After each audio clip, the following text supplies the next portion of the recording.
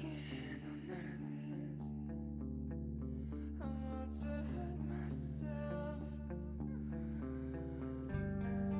Not some in a big night. Just a touch of your skin,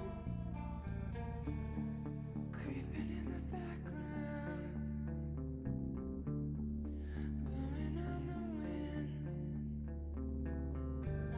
I'll sleep until morning through a crack inside.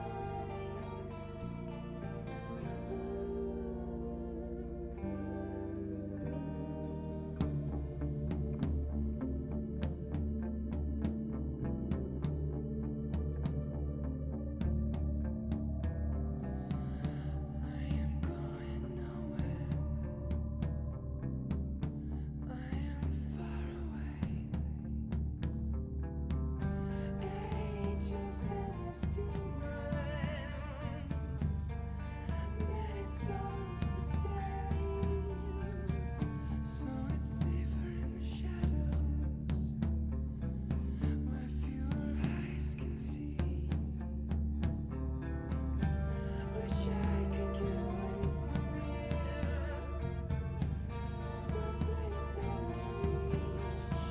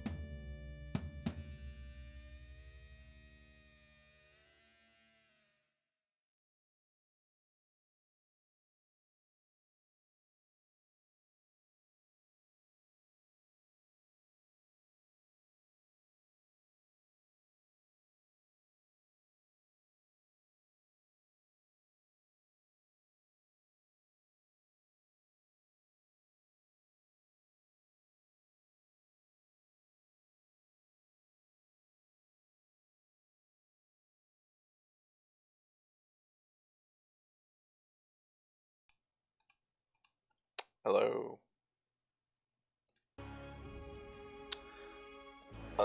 This is Tyranny again. I haven't played this in a few weeks, I think. Uh,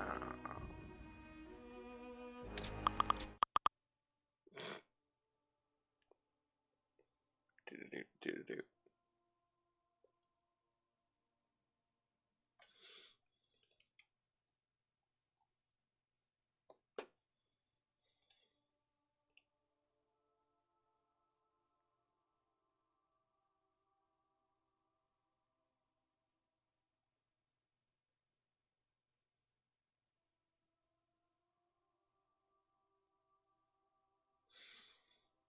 What were we doing? We rescued that baby. Rather, I shouldn't say we rescued the baby. That's really the wrong way to phrase it. We didn't murder a baby. That's how I would phrase it.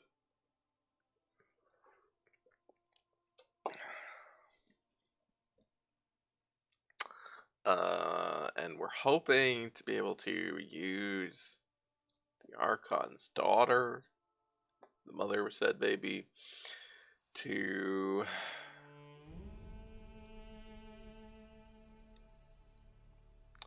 uh,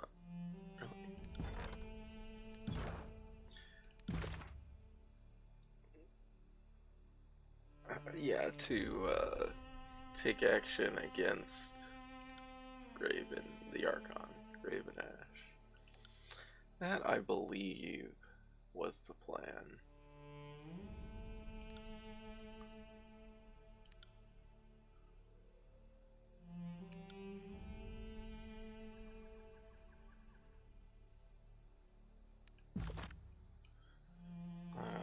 Okay.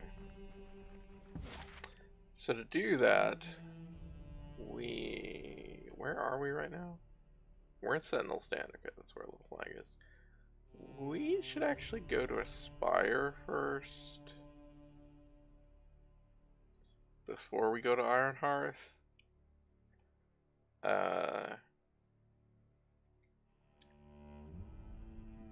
And the reason for that is, I don't think we should take Barrack with us if we intend to attack Graven Ash. You know, that seems like a bad plan. So.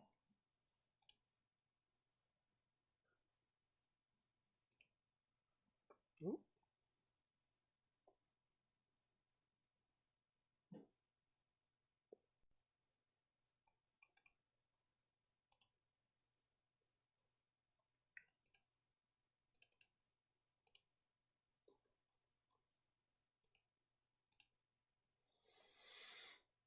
Okay.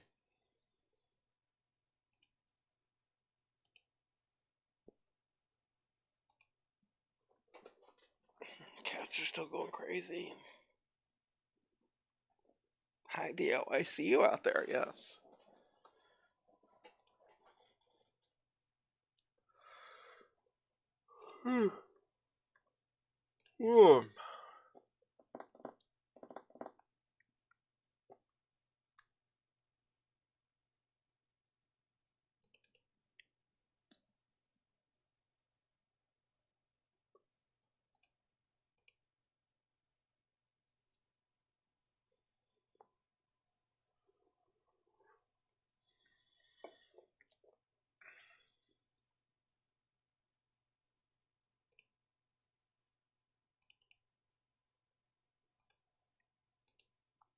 Oh.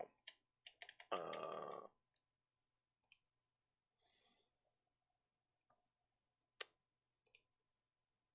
hey, Mary. How are you this morning? Or, I guess it's not morning for you. Yeah. Um. It's close enough to the morning. Well, I'm having,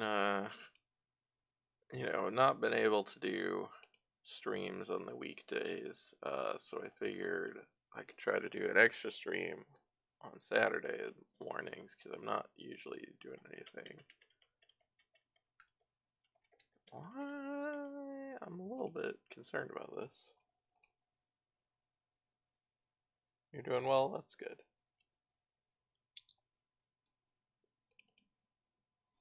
How are you holding up? I'm fine. I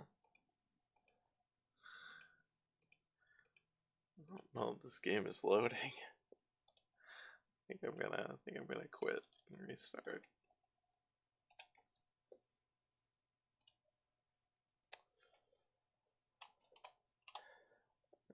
Uh,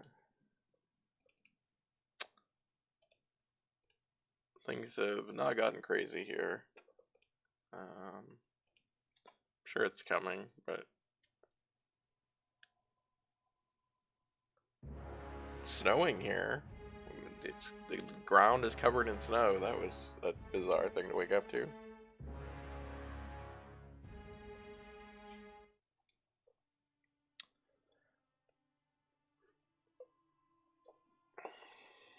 We haven't got any snow this winter. We have not had. We've only had it a couple of times. Yeah, it's been very warm. Okay, so plan was go back to Aspire. Let's try this again.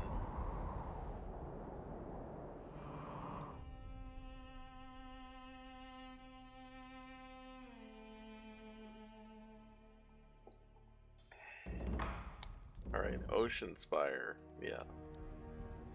Will do. Okay. Whoop. I don't want that on. Where's... I think I want verse, probably? Oh, I got a new message. A new message. Wait, are these all new messages? Oh, I got a bunch of new messages. Okay. Everybody sent me a message on the subject of the spires. You're correct, there's spires all across Tyrannis. The execution of these monuments fuels all sorts of debate. Most spires are built near old walls. Nearly every culture that predates Kairos has some local myth to explain the builders. The older realms. Kairos has brought proper civilization. The origin of the spire simply isn't discussed in good company. Spires behave as an arcane lodestone, constant field of magical strength. Okay. Kairos has laws against entering the old walls, but there are no laws against the spires. You can see the Overlord. I think like an Overlord, know that if you place a roll against something, you made it forbidden and desirable. Now I find it telling that Kairos forbids always leads to spires, but does not pay to target on the spires themselves. Okay.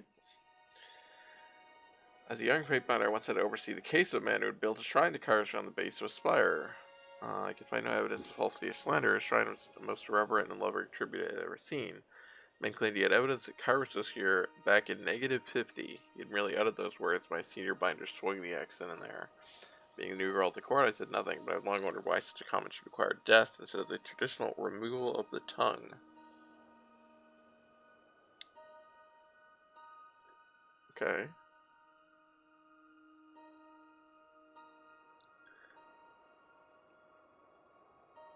Oh yeah, so this is...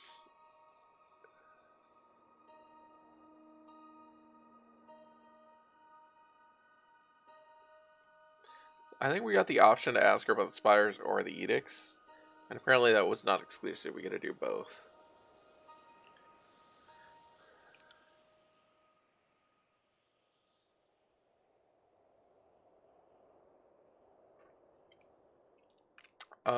I mean, I guess we might as well send it. We don't have any other options.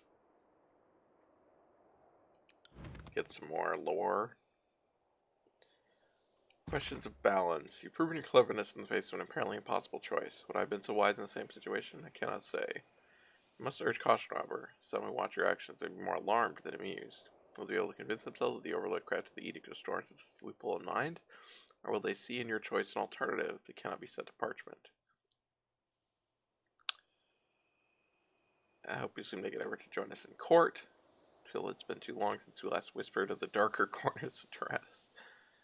I don't remember who this is or what this is about. It doesn't appear to be a response to anything, and it doesn't have responses available, so I guess it's just like, come back to court, talk to us, come hang out. Your actions as Sentinel Santa once again supplied the rumor mongers the vast city of stories to peddle. Some to think that your cunning twisted the legalese intended to display some great support of the people stalwart. Oh no, of course not! That, of course, only leads to speculation about which people stalwart you intended to benefit. The unbridled upstarts or the corrupt old queens. Others foolishly believe you unraveled the overlord's edict to prove that you could, as if a sliver of cleverness could bring Kairos low. No! I prefer primary sources to gossip. Why did you choose to spare the child? Okay. We're definitely not I don't know that we're going to tell him any of these things. I wonder if not responding is a good option. I think we're locked on.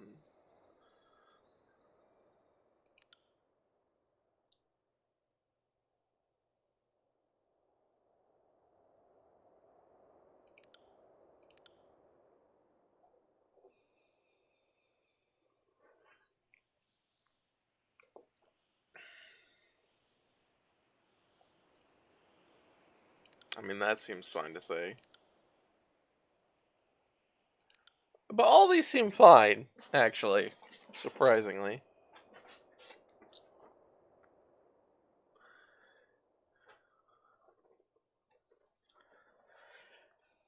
Oh, do.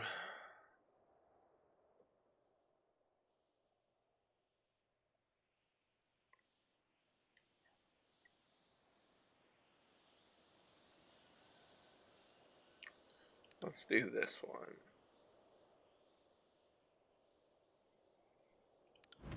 Okay. Just a sec.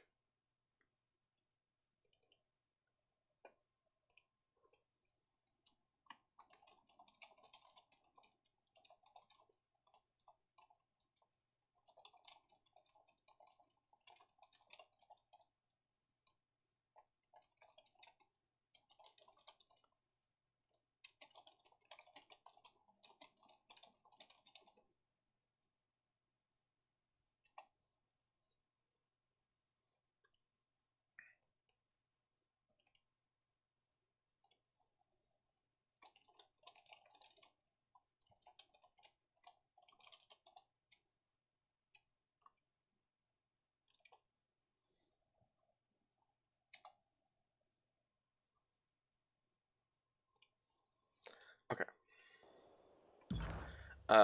So our plan is hope we're gonna go talk to the Archon. We have the Archon's daughter who rebelled secretly. Hey, Sophie. We have the Archon's grandkid. Our hope is to be able to use this moment. This is the moment where we're close, and he's vulnerable, and we can turn on him. That's our hope. As such, hi Fiona. That works.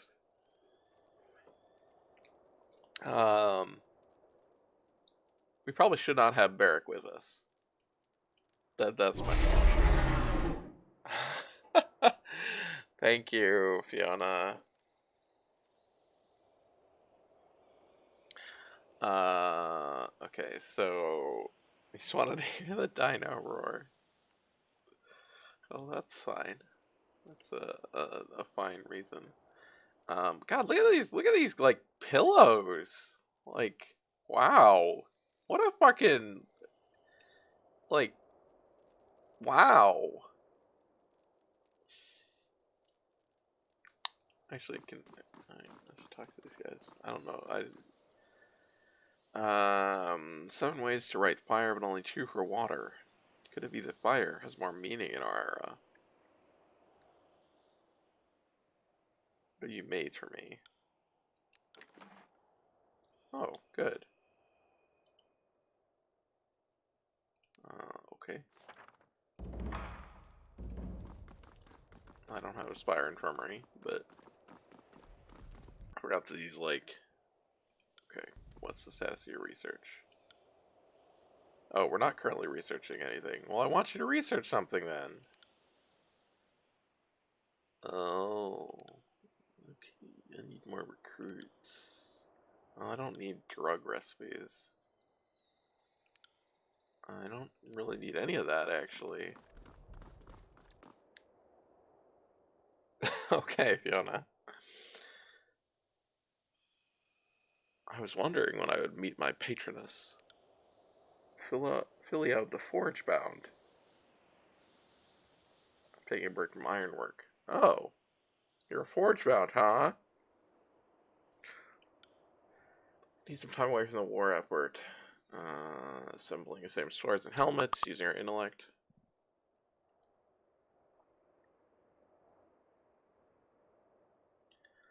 Forge Bound or master or craft or artist at heart. Heidi.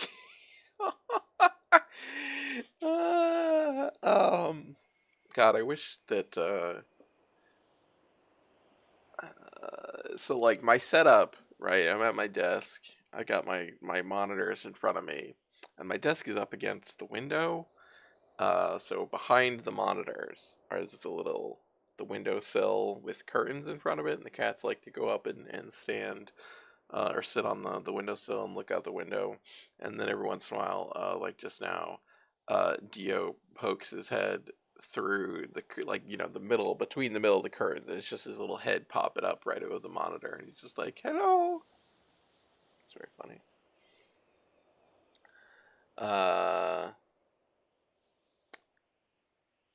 Since I'm on these books, recalling what got me interested in arcade in the first place, teaching you should fulfill a similar goal. Where shall we begin? Let's talk magic.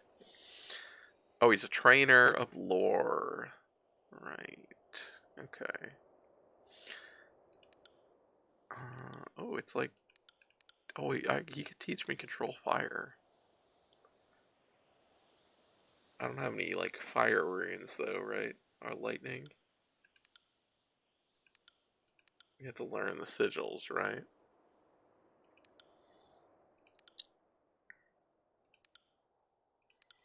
So that doesn't really do us any good.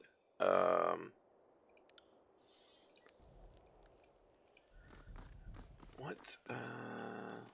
Like, if I had more recruits, I could do other stuff, but...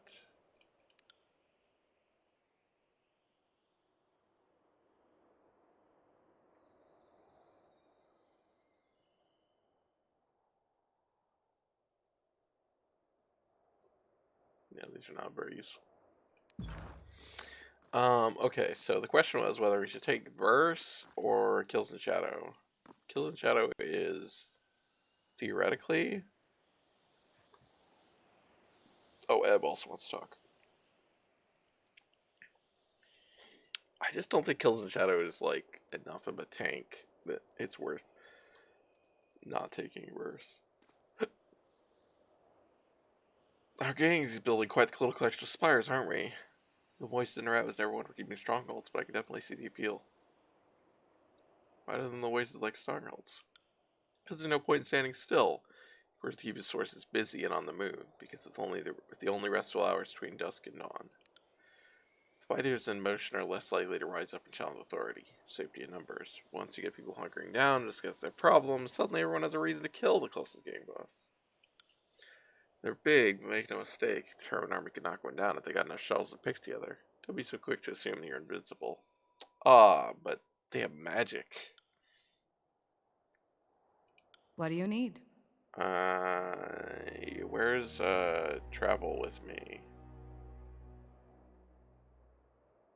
Oh, I guess that's the one. What's your apparent connection with Barrack? I don't actually know. You've just got to know, don't you? I suppose there's no point in hiding it. Barrack and I are siblings. We share a father, if little else. What? Where did that come from? I guess I haven't had them in the party together very much. I try not to think too much about some northern merchant dropping anchor in my mother's port, but it happened, and the fortunate result stands proudly before you. How did you two become aware of this? There were a lot of lazy days during the conquest, and among other things, I spent my off hours using messenger birds as target practice. You should have seen Ash's anger when he heard that was going on. One day, I snagged a bird that flew from the hands of a proud northern daddy. The missive was about the goings-on at the family farm. I recognized the name and handwriting from a note in my mother's belongings. That's very random. There weren't too many people named Barrack in the army, so tracking him down was no challenge. I cornered him in camp, and we shared a few heated words. Some blackmail, even. It's also weird that Burke has had nothing to say in this conversation so far. She tried to extort rings from Well, me, there it is. and I was having none of it. Not even Graven Ash would think less of me for our father's indiscretion. I like your confidence, but my ring belt is feeling a little light these days.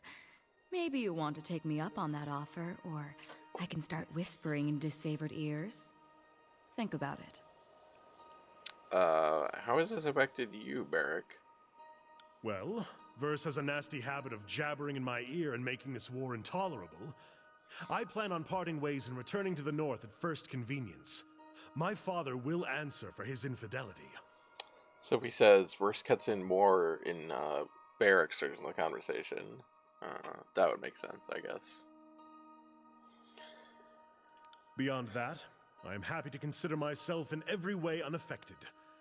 My superiors once accused me of having an impulsive streak, but I have worked to suppress it at every turn. I can imagine that she gets a kick out of that revelation.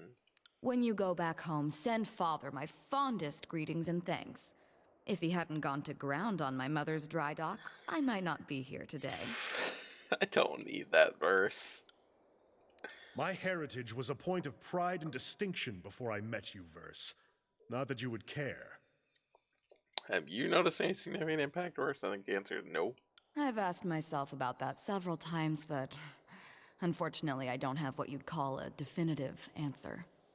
The Northerners put a lot of meaning behind family and blood. Seems arbitrary to me, but I don't want to discredit it entirely.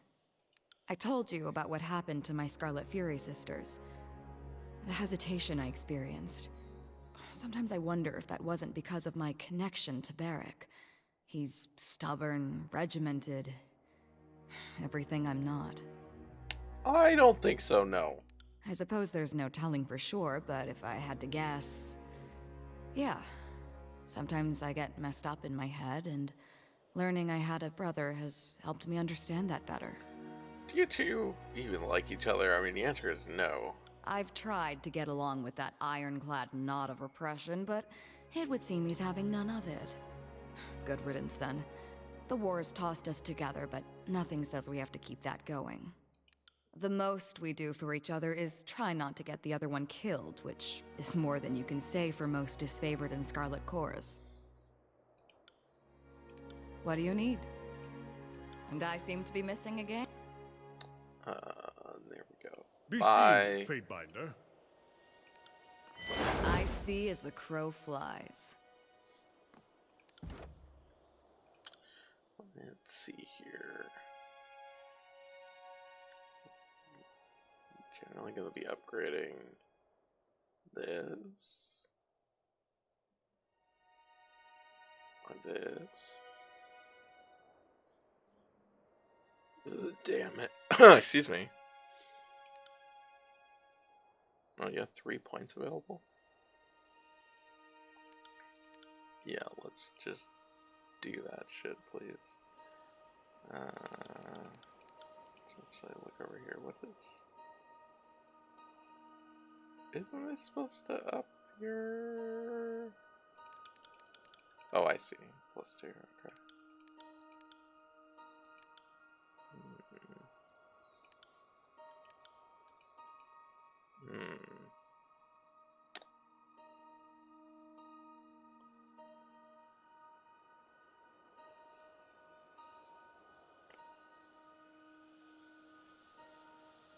I don't know what happens if you betray Graven Ash like this, but in other paths, his interaction with Barrick is amazing and crushing.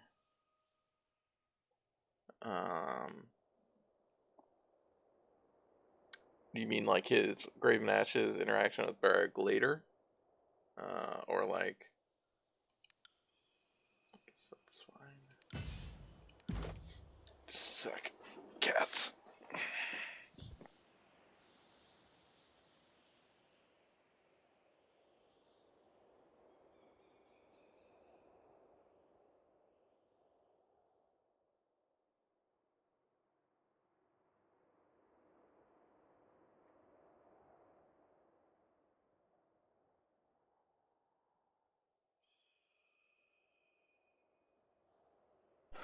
Oh, when you fight him, okay. Gotcha.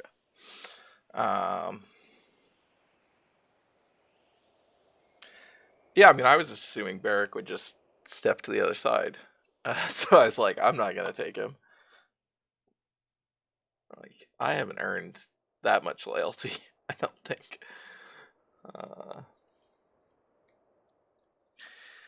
Burst taunts your foe. No, I don't want taunting. I don't really want that. Oh, that's okay. That's okay. I'll go over here. Oh, we might want that just to have another ability. It doesn't do bonus damage. Hobble is not very good.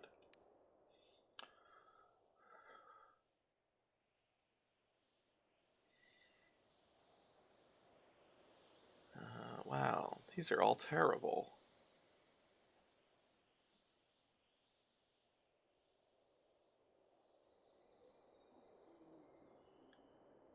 Bonus damage against, yeah, that's okay. Because we have a fair amount of damage over time, I think. I mean, stunned is good. It's a lot of damage as well. So those are all good. We just have to spend a bunch of points over here, unfortunately. What do we got over here? These are all the melee ones, which I don't really want.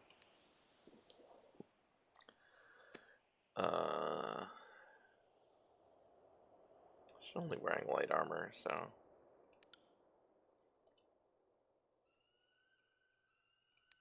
That's probably true.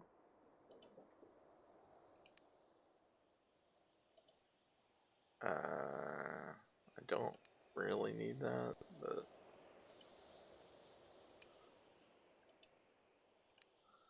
Sure, I guess. I kind of just want those three, right?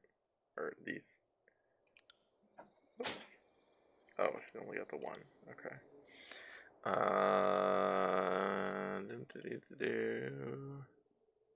think I'd probably rather have the stun. Theo! Be good! Be nice! Oh my god! You guys hear that shit?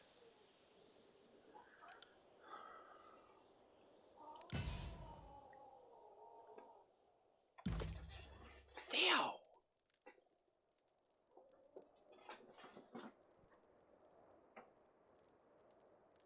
Stop it. Come here. Come here. You can come sit with me. No? Okay. Okay. Let's go. Right.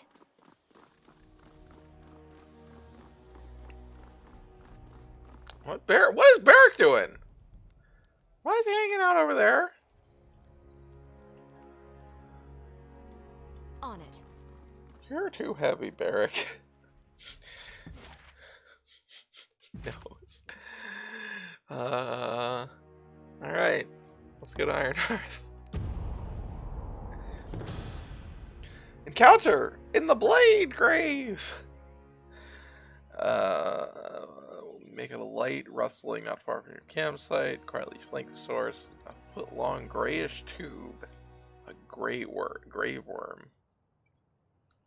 Their meat can also make a bland, chewy meal.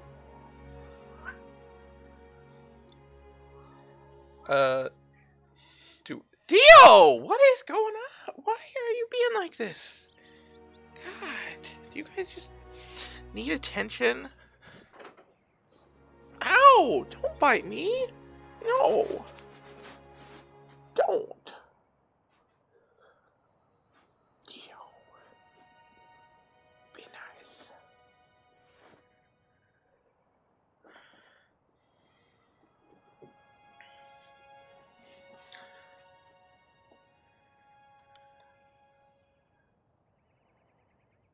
Oh, wow!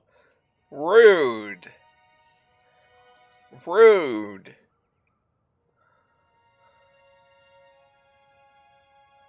Fine.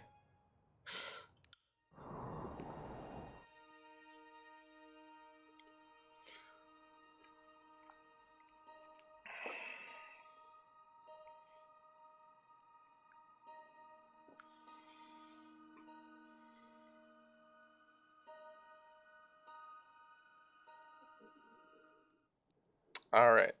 Probably like save the game. I guess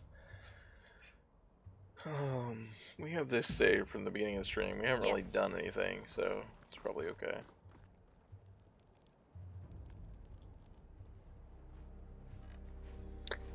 He's up here. Oh yeah, I forgot Eb wanted to talk. I should probably talk to her first. Just in case. Alright, let's talk to Eb. That's twice now you've undone one of Kairos' edicts. If you're trying to invite the wrath of the Overlord, good job. The Edict of Storms promised to be the death of the peninsula. I have no idea how the Unbroken lasted as long as they did. What with the blighted crops, obliterated roads, and the erratic flooding. What is it you need? Oh. Okay, that's all you had to say. On it.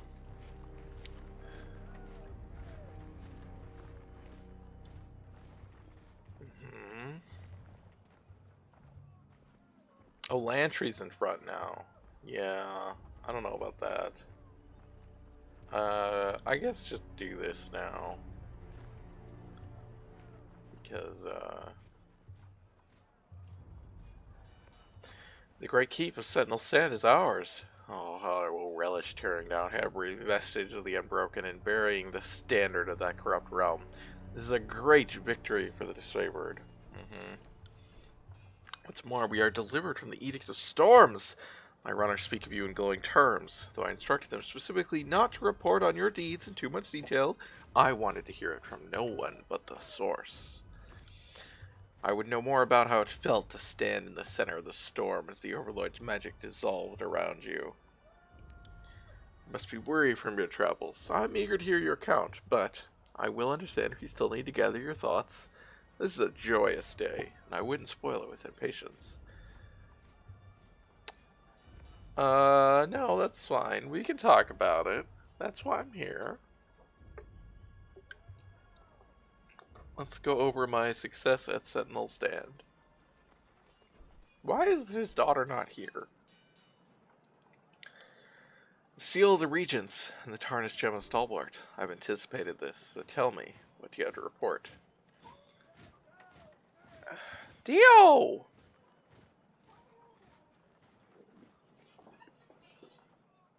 God.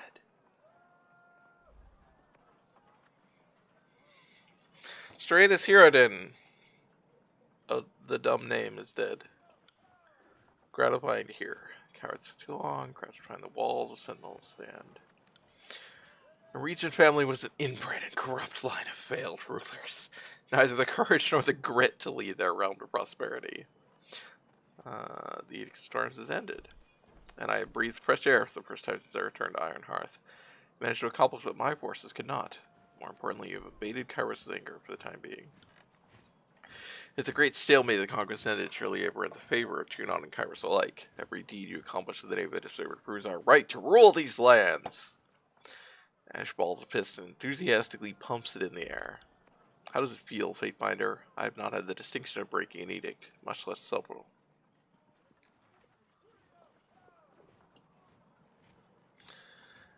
Uh,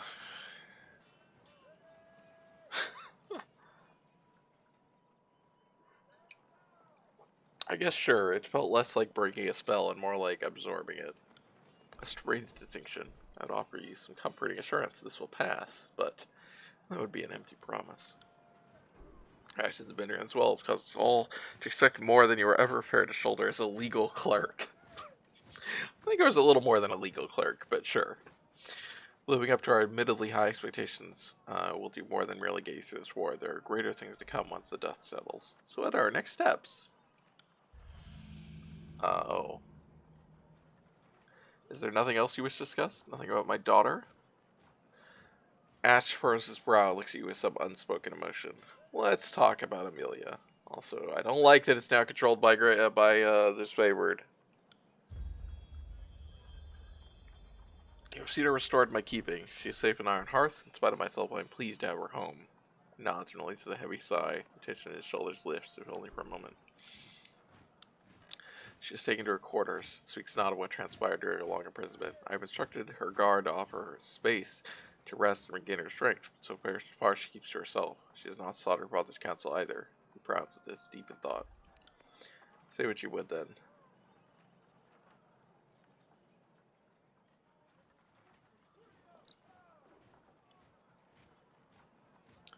She returned to Iron Hearth. Have you not spoken? I mean, you just said that they haven't, but... Not but a short greeting. She took her meager belongings and fled to the castle with instruction that she not be disturbed. She looked well enough.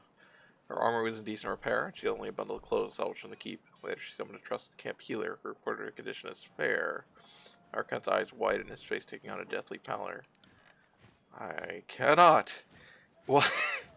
The very idea repulses me beyond all measure. And you! Bears down on you with madness in his eyes. If you would bring slander and atrocity as sport, then I will instruct Tudon to strike your head from your lawful neck. Do you hear me?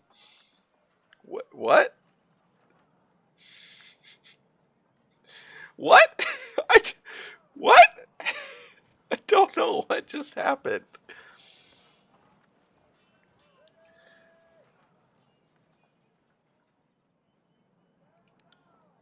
Ash cuts up a speech and holds a rigid posture. The healer said she gave birth.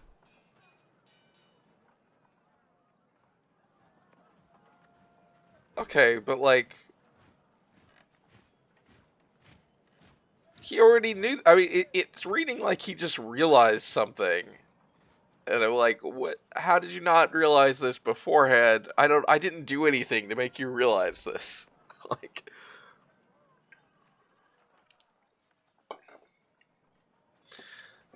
Throughout the prolonged silence, you're unsure if he plans to swing his mace in a wide arc, simply exploding from the tension he fights to repress.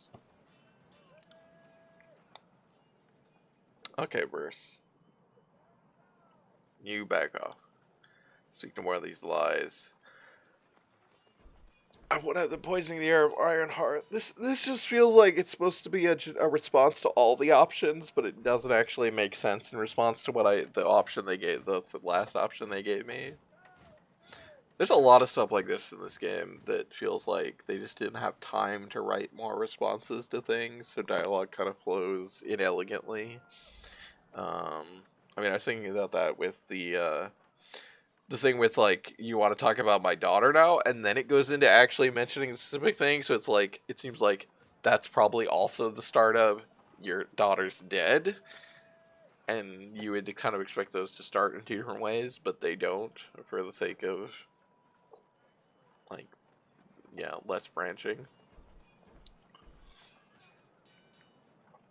You're a fool if you think I'd believe such an obvious ruse. She didn't say anything at all about her situation. Holds your gaze with flat, even focus. Ash takes a deep breath through his nose, pulling his lungs and swelling his chest till he's expanded significantly in your vision. When he releases his breath, comes out depleted and resigned. It's amazing how long it takes some people to get the hint. Don't mind me, I'll just sit back and watch this play out. By the Overlord's mercy, was there ever a father more blind than me? The bundle, the healer, the sorrowful looks worn by her attending soldiers. His gaze shifts over to one of the windows of his castle, just in time to catch a silhouette stepping back from view. That's a really good image. Like, there she is. Just, like, Needs like a thunder crack illuminating her or something. Kairos just flames, but I should hurl her and that accursed creature from the rampart walls. Our family name, the very north, is degraded by her lechery.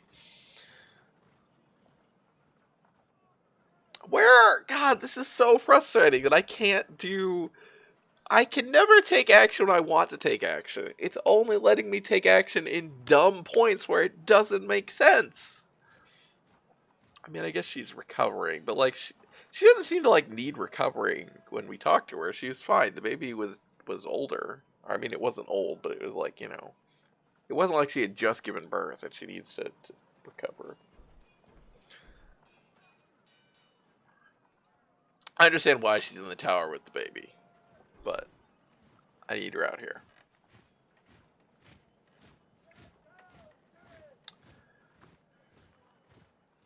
In time, you could learn to forgive her. No, that is not possible, Fatebinder. As I look into her eyes, I will see only the vileness that she invited into her heart, the deception that her captors inflicted to twist my daughter into the disgrace she has become. The wretched girl is still a member of my legion, but she has broken our bond as surely as if she had killed me. I have lost my daughter. She must learn to endure a general in her father's place.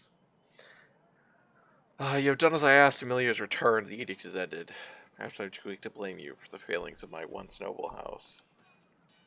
Hodge's expression overtakes the Archon, the lines running down his face deepen with sorrow. It takes him several minutes to blink again and shake himself back to his senses. First things first, my soldiers report on your activities. The Blade Grave, this is what happened when you broke the storms. The power of the deep swept through you like the wind. No one could account for it. You are becoming powerful, perhaps in ways I don't even understand. There's a connection between the edicts and what happened at Ascension Hall. Still putting the pieces together. I appreciate your honesty and your introspection. Still, you walk a dangerous path. I would not want it to reflect poorly on the Legion. There are tools beyond the ken of people or Archons alike. Take care that you don't overstep your bounds. Let's return to the matter of the war. Oh my god. God damn it. This fucking game. It's so frustrating.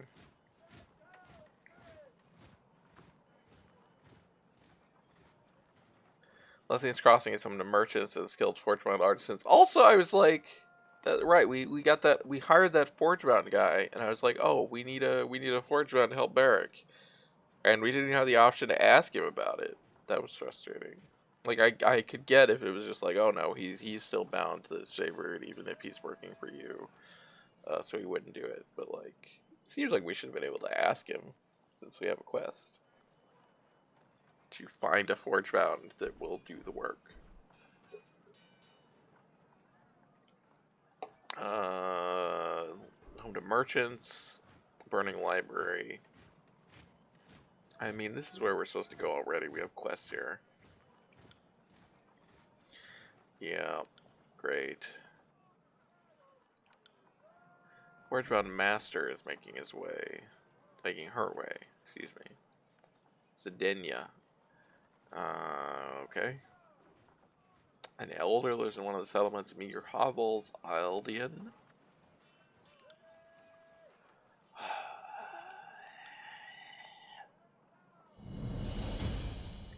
On it. Hi guys. Can I, oh, I guess I can go through you, but I can't go see Amelia. Okay, I guess we'll go get Barrack back.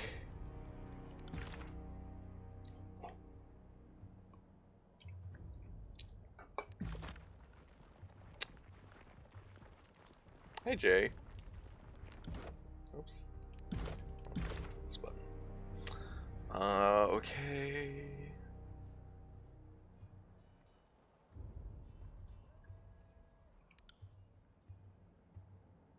Oh, I forgot about that.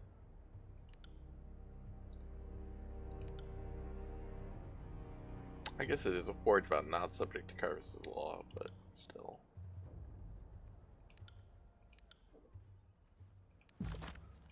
Right. What's with the... I have the symbols on the tinsel.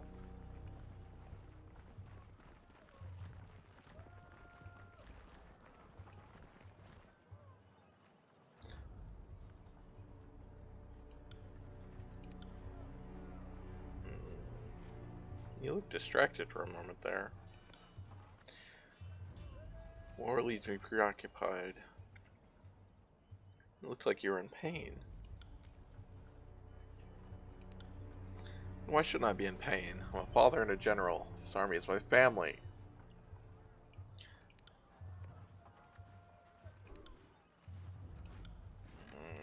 On it.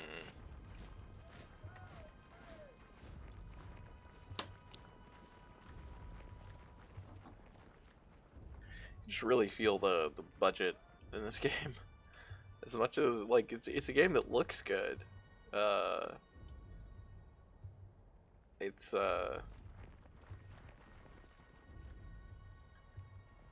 it's just so ambitious in terms of I think the kind of storytelling that they want to go for. I mean, I guess I've said this before in playing this game, but the kind of storytelling they want to go for suggests a lot of internality to the character, to the character's motivations, and like not saying the thing you actually want to do, and then the game can't respond to it. Like it's really hard to give you the actual options to do those things. Okay, we should go back to the Bastard City maybe before we go to over to here.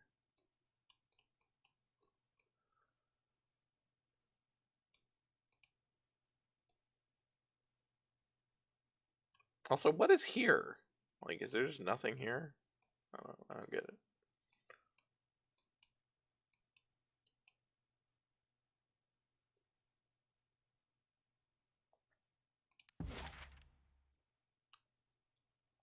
Oh, I should go get Barrack back first, but the mountain spires probably fly over country, I guess. Oh, we do go down there anyway. I was like, oh, it's on the way to the Bastard City, so we can go through this one instead of the other one. But they're like, no, it's disputed but settled territory. If it's disputed, shouldn't we Will be? do. Oh, hello, more missives. Oh boy. It's difficult to separate fact from superstition when it comes to edicts. Only Kairos knows how it all works. Kairos edicts are sort of magic above and beyond even the Archons. The edicts are stronger than Kairos, as there's no evidence Kairos can only stop an edict once set in motion. Which is in part why Kairos edicts seem to have an until or unless clause in their wording. Interesting.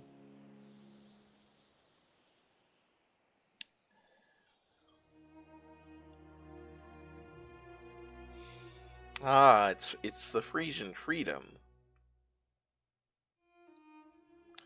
I know the edict, as powerful as it is, requires a human voice to complete the casting. Thus, the Overlord has people like you proclaim edicts cast far from the Imperial throne. The magic is Kairos magic, with human voice as the final carrier or trigger to complete the magic. At least as far as you're concerned, there have been dozens of mortal agents who have been made to proclaim edicts. 2/3 of them died within a decade, and many gave reports of lingering mystic scars. There have been a handful to resolve or break an edict. We see similar patterns in history. Those who resolve an edict often live short lives. Here's where you're unique. To the best of my effect on you, the first to proclaim and break the same edict, or mystical powers involved in the creation and destruction of such magic, you're the first to stand as determinants of both. Now that I know the spires can be woken, it makes sense. If anything can or would wake them from slumber, a shattered edict seems the most likely culprit. Perhaps the other edicts placed out the tears, you're truly feeling more. Perhaps you should take upon yourself to shatter these edicts. Uh-huh. Yeah.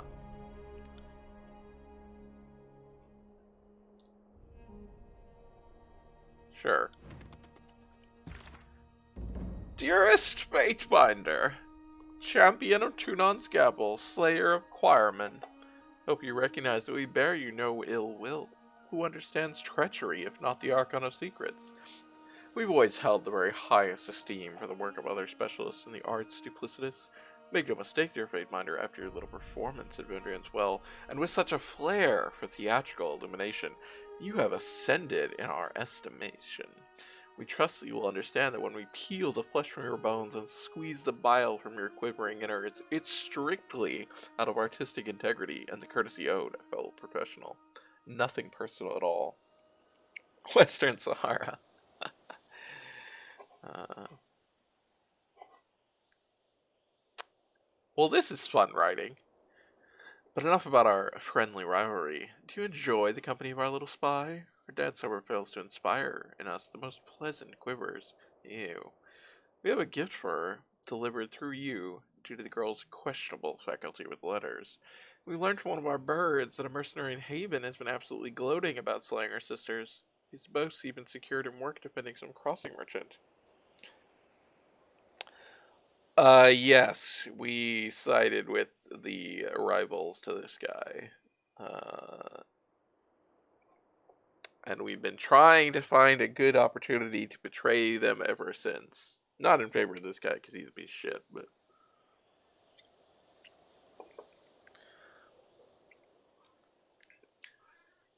So are the sigils on the reverse. She'll know what they mean. Opposite page contains several rough ink scratch symbols that look like nothing more than child's pictographs of their favorite animals.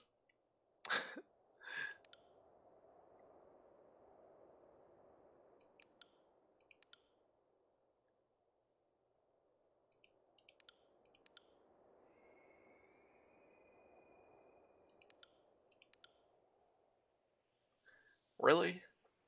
I can't get a fuck off? I don't really want to respond to this at all. Suspected that your cleverness did not end at the use of local customs abdication. You make no mistake in your estimation of the child's probable import to the Archon of War. Its continued existence illuminates a gap in his armor, regardless of whether he cherishes the child or resents it. I would warn you to play such games carefully, but you seem to have your eye on the board. Thanks!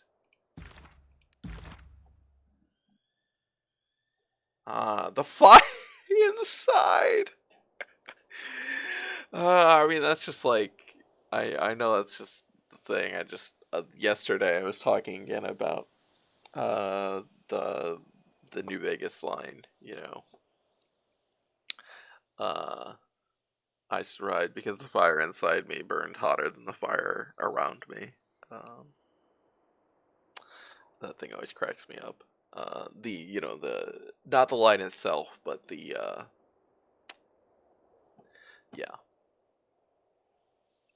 the way it's been taken on a life of its own. I guess we can talk to Worst about that. Couldn't help but notice the bird from Cacophony. Worst smirks as you approach. Do the birds look differently where they come from? Like, how do you know it came from Cacophony?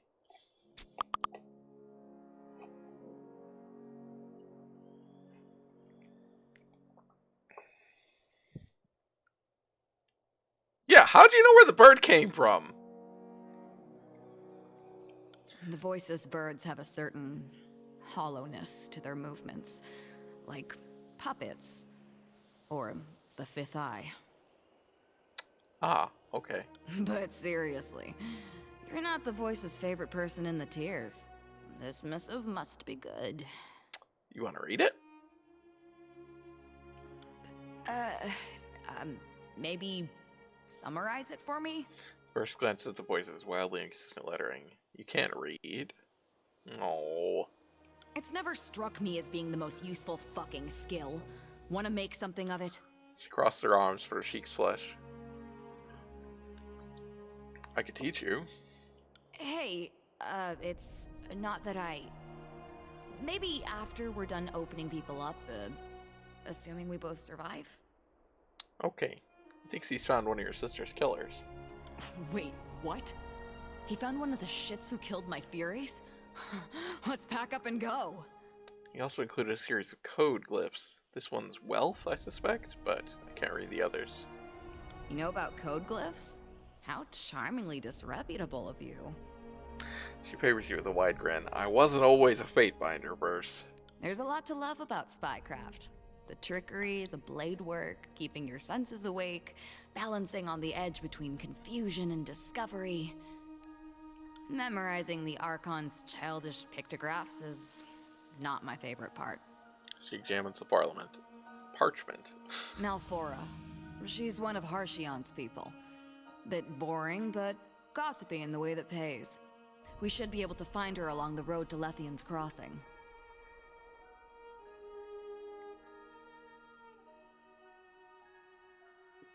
If you could read Nerat's notations, I bet you take to writing rather quickly.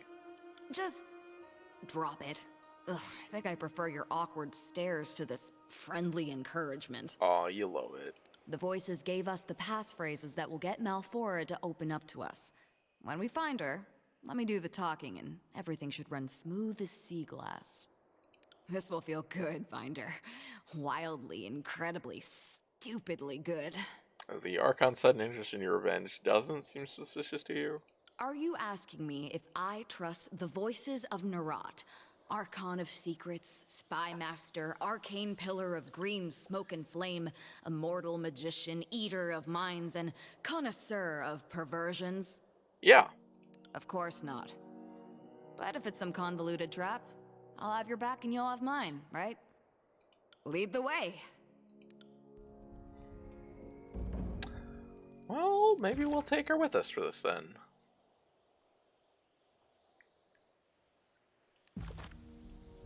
We haven't really taken her around very much because we always had the other three as well. I mean we had Verse until we got Ebb, but well, yeah, I meant to do here we have to. I meant the general this area. We could take her when we go through here since this is our next major area. Well, let's go back to the Bastard City first. Let's go see the Fate Binders, then we'll go to the Shattered Bastion. Oh, hi Dio. Calm down. Yeah, being a cutie. Not anywhere I could put the camera on, though.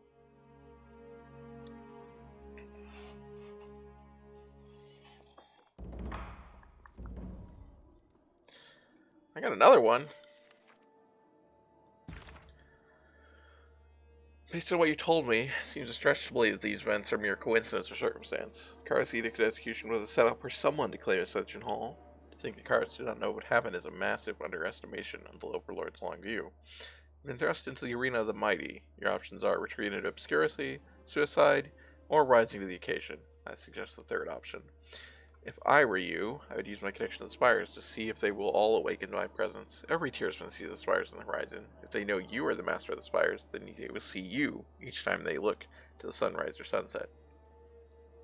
Foster a reputation for power and make others fear you. This is what I've seen Kairos and every living Archon do for as long as I've lived, and the reasons for this. Practical case that power and a reputation insulate you from threats. There's a lesser known element that I can't prove, but I know in my heart to be true. The fear and love of others will strengthen your magic. Ooh. Last part have informed my discussions with Blade and Mark. In the few times he has spoken of his gruesome work of slaying those who might rise to threaten the Overlord, he has hinted it's easier to kill the rogue elements before they become famed and fearsome. I saw Grivenash change from an unknown militiaman to a fearsome general, and I can assure you he did not have the power to shield his warriors in those days when he was without title or reputation. The Archons will never ever discuss the origin of their power, because this knowledge might be used against them, but I have known all the Archons to be obsessed with the presentation of power. Connection to the Spires will all but guarantee the Archons will want to control and destroy you. It's a question of when, not if. Start thinking and acting like an Archon. As far as I'm concerned, you are an Archon, the Archon of the Spires. We'll character place labels on powers we easily spot. Okay, Sophie, have fun. Tell her hi. History is replete with Archons of fire and ice. It's foolish to think there must be a word for the thing before Archons can control it. Other way around, the Archons show us what is possible, and we must step to their dance.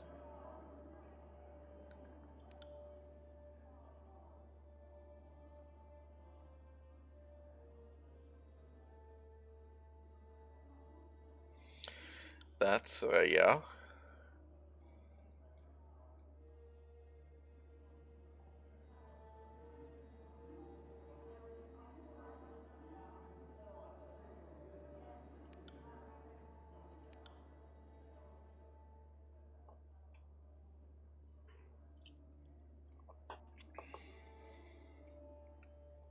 Yeah, let's ask about Kairos' wrath.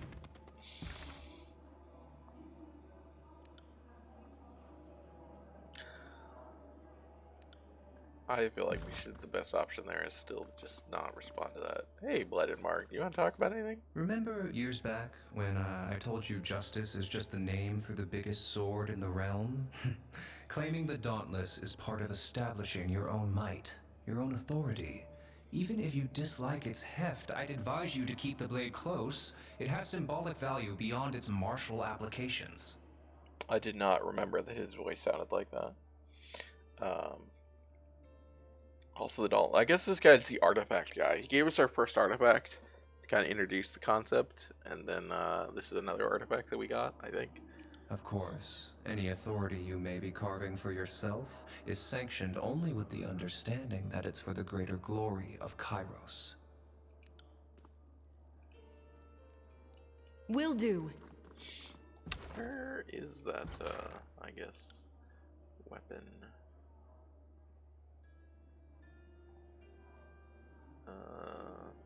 Did I give it to someone? I don't think I gave it to anyone. Oh, is that it? That's it.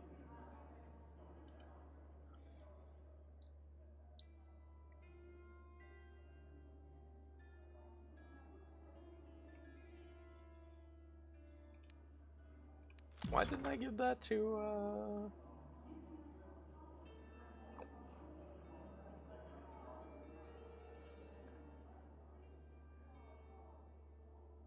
Also, why are you not using this?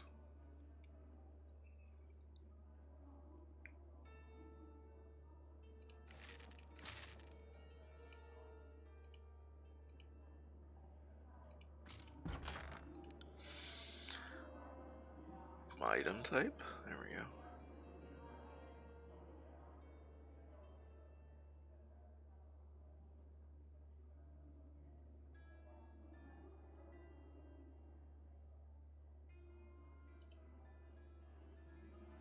Oh, it's only on crit, which is not actually that good.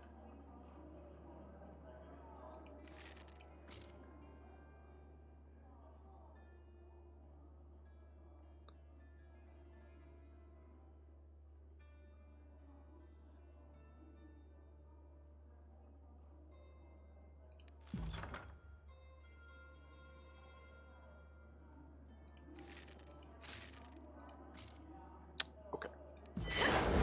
I got it. Let's see. Let's go find our... Yeah. Hey, buddies. How you doing?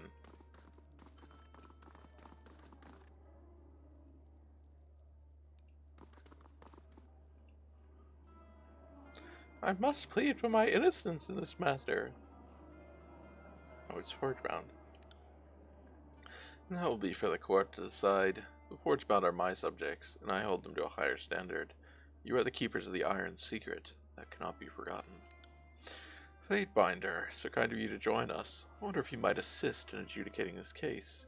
As always, I'm curious to witness your execution of Kairos' law. Oh, of course, Your Honor! Excellent. Smith, offer up your testimony. I bought a shiny bauble from a merchant passing through Lethian's Crossing, a stone of great beauty and strength. Over time, I shaped it into a mallet for pounding iron. The properties of the stone were incredible. I could swing harder, faster, without strain. It increased my production of iron weapons tenfold. Until your master grew suspicious and turned you over to me. The bauble you speak of was a touchstone, an artifact known to originate from the old walls, to which all are forbidden to go. The charge is trespass and the theft of forbidden artifacts. You may proceed, Fatebinder. Did you know where the touchstone came from? Not at first. The merchant wouldn't reveal his sources, but it didn't take long to put the pieces together. You just don't encounter objects of such power anywhere else. When you realized the object's source, did you stop using it? No. Once I had figured out, every swing of the mallet chained me something awful. But I knew what I was doing was right by Kairos. I was sending his army the best weapons I'd ever crafted. I thought that might absolve me. Guess I thought wrong. Did you ever lie about using the mallet? No! That is, the other smiths were curious about my work, but no one thought to inspect my tools. Since no one asked, I never told them. A lie of omission, then, just as nefarious in the eyes of Kairos. What if your arcane tool had harmed someone, or yourself? What then would have become of iron production? I don't know, Your Honor.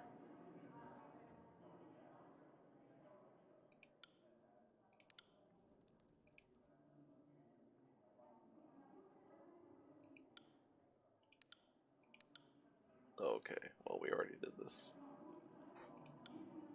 I trust in your instincts, Fatebinder. Make sure that my confidence is not misplaced.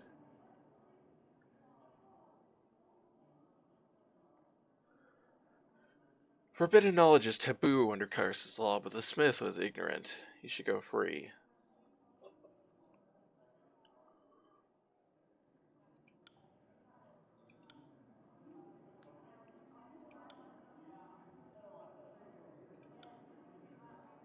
I mean, this isn't true. He did know.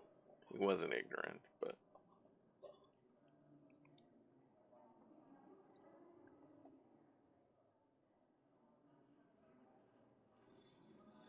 But, that sweet lore experience.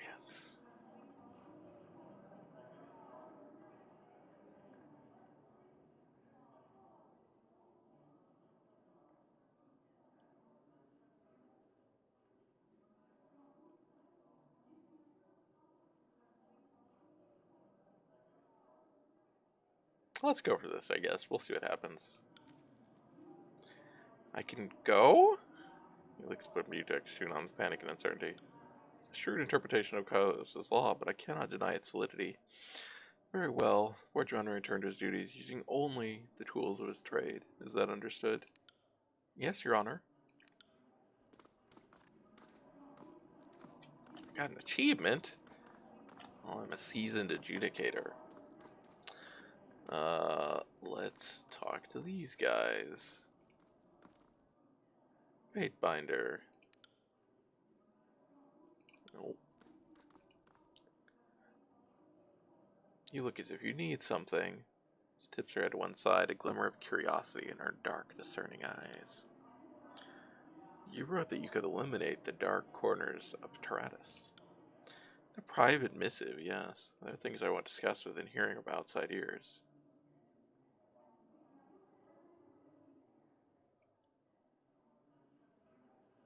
Okay, I need to speak to Fatebinder privately. That's fine. She's not going to do anything to me. I do like the Fatebinder, this Fatebinder uniform. It's kind of neat. I know what we started in as well. I suppose not every conversation needs to be recorded. Suit yourself. Far be it from me to intrude on your very important Fatebinder secrets. I confess no small amount of curiosity. I peek into my share of shadows, and sometimes it scrounge up a secret. What excites your interest?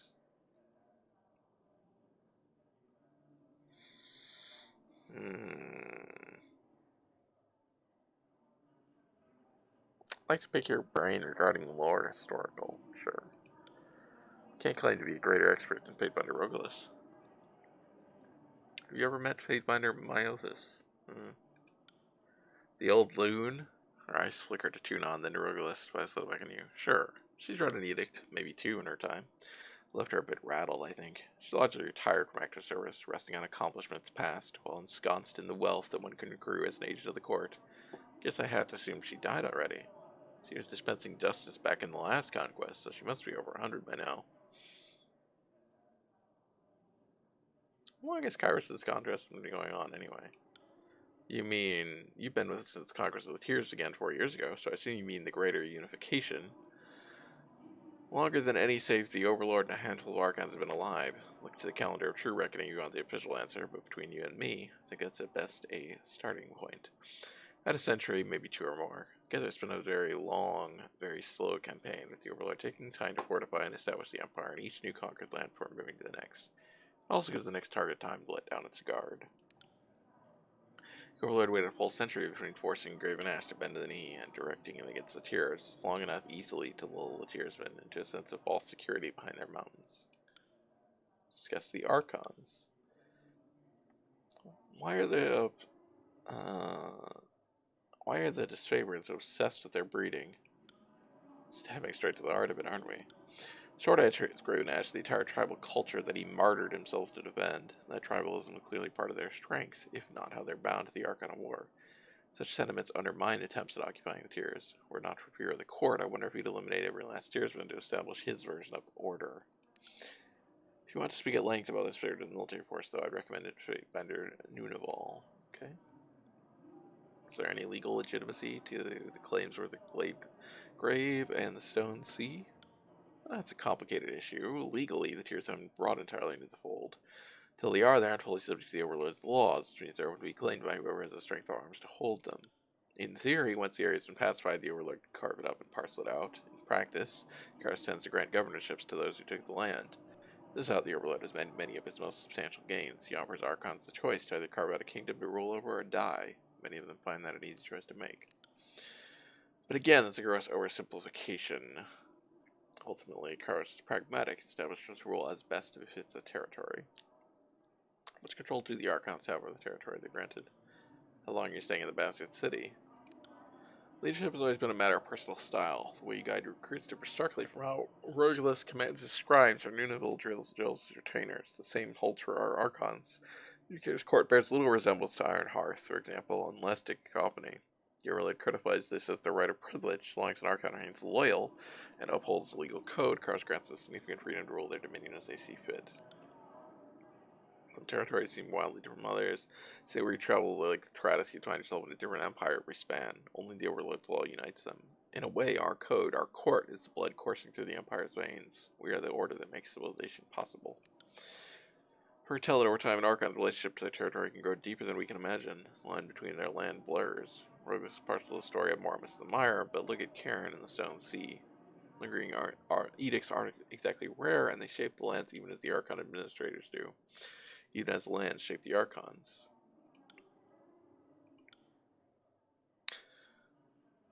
Besides those of the tiers, what armies does Kairos have? That varies depending on the needs of the Empire at any given time. Right now, the Archons of War and Secrets have been given leave to aggressively recruit and field massive forces. Nunaville told me the Scarlet Chorus is one of the largest gangs of miscreants to have served under a single commander in recent history. Ashes displayed both better weapons and tighter tactics than most other forces in the Overlord's dominion.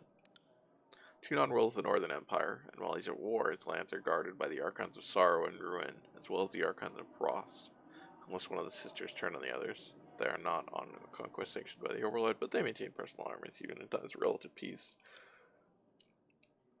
Overlord has dozens of Archons, most of their own lands, armies, and magical guilds. I've not traveled the entire world myself, but I've heard of everything failing. This is of living bronze to nearly naked archers who herd swarms of spiders in a battle. I'm partial to spiders myself. Keep hearing the terms Northern Empire and Northern Kingdom used interchangeably. It's not exactly a question, but I understand the confusion. Simply put, the Northern Kingdom was the Northern Empire before Kairos claimed it. Both names refer to the same rough geographical area, from whence Archon Graven Ash hails. The difference in nomenclature is distinguished when in history one is discussing. Okay. Do you know how I came to the court's attention?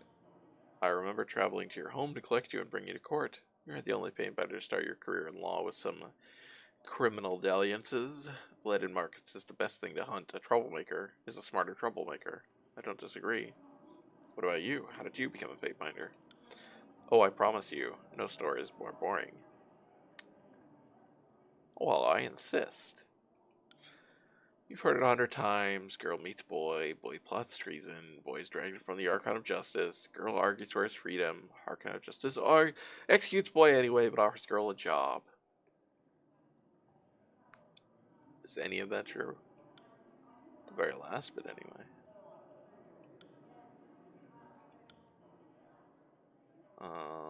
Okay. Interesting.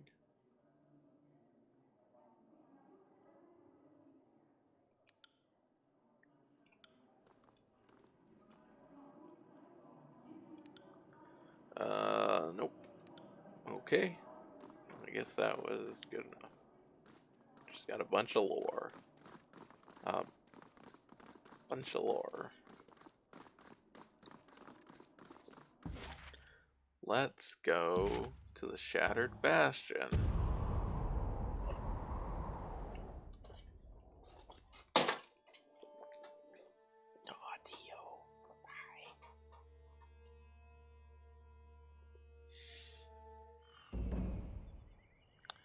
Find the sage that summoned you. Sure, this will be fine.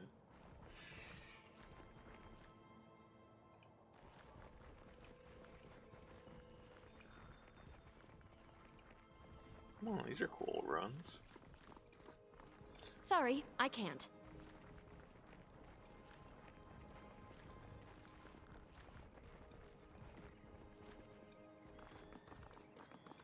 Sorry, I can't.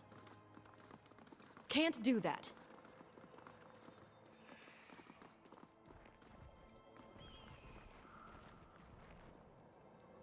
Oh, purple crystals.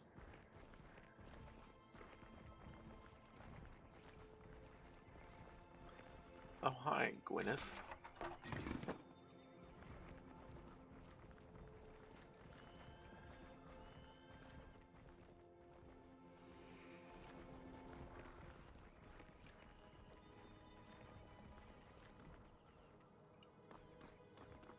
We'll come back to you.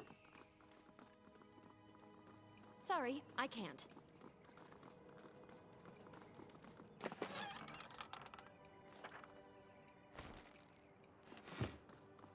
Can't do that. Sorry, I can't. Oh, hi, people. Who are you? Oh. Oh. Hi. Uh-oh. The crimson-clad gang before you has yet to notice your presence. Their focus rests solely on the balcony above, where a broad-shouldered man in battle-worn armor shouts down at them. Who goes there? Who goes there? You know who we are, boss. Apologies, stranger. Puts a hand to brows as shading his sight. I can't make out from this distance. I hardly know the voice of every child in the tears. Gentle babble of laughter fills down from above. How wonderful. Rolls the so-called butcher. Child, for fuck's sake, Rolls, let us in already. I'm sorry. Is that you, Warbler? It's a pretty voice. I may take you for a little girl. Yes, boss, it is I, Warbler, and our faithful crew. We returned from a successful raid, catch in hand. You're here to raid us? Hear that? Javelins, take aim. Fine. If you're in the mood to want to play stupid games, we'll just divide the spoils without you. Oh, Warbler, we're having such a good fun with you. Why'd you have to make things so serious? There are a few things we never joke about in this gang, like sharing. Are you shitting me? What's that you say? You want me to shit on you? That doesn't seem very clean, Warbler, if that's what you want. Everyone down here thinks it's really funny, boss, but we'd really like to sit by the fire and have a decent meal. I don't think you're getting in here, Warbler. Or are you planning on taking that word from us? Don't put words in my mouth, you shallow sack of cock cheese. I can talk with you however I desire. You can't take it, you aren't tough enough to run with our gang. In fact, I think we're overdue for a display of your worth. Test our worth. We just spent 4 days sacking the countryside for you. Now let us in already. I don't recall ordering a raid. Not even recruiting your own gang and are here to defy me. Well, your mutiny ends here. I've been loyal. My crew's been loyal. How dare you? Then who are your reinforcements? Or did you let the enemy shadow you back home? Either way, wrong move. It's the Fatebinder Artunon, idiot! The master of the mountain spire. What brings you way out here? Fate binding. Always busy watching you mismanage your gang. Please continue. Look, I'm more than happy to help with you. Whatever task the Archons got you doing, but first I need help dealing with the idiots down there. A legend like you won't even break a sweat culling them. Does he not know what's happened? Are you fucking kidding me?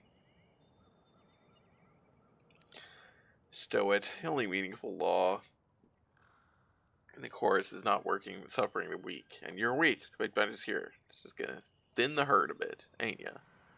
I'll work this out amongst yourselves.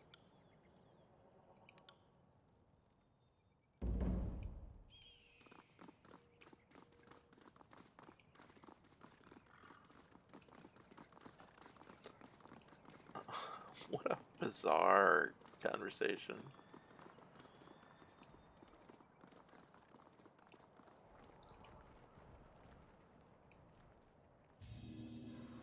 Oop. Found something. Oh, I should make sure that,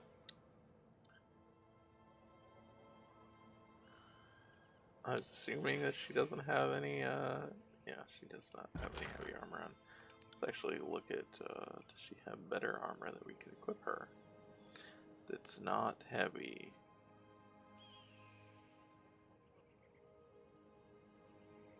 Yeah, like that.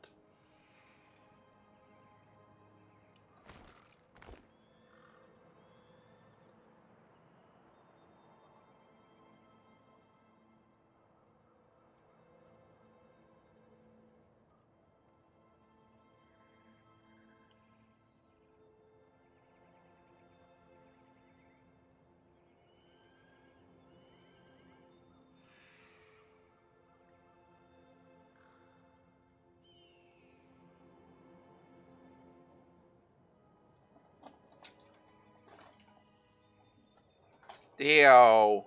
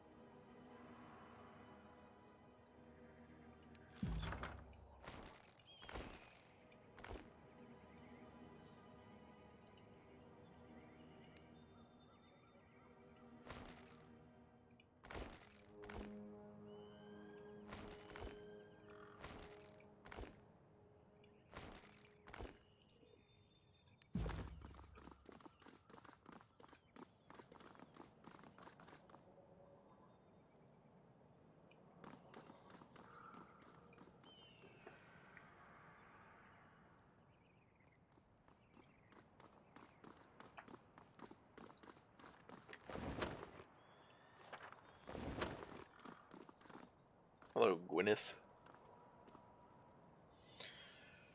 A group of unkempt, filthy commoners huddle among a motley of barrels and boxes. The heavy stenches of sweat, stale food, and grass cling to the still air. Presumptive leader of the group stands as you enter and moves towards you, weapon in hand. Dio, what are you doing? What? Oops. Okay. The approaching woman's olive cheeks seem drawn and sallow. Dark circles shadow.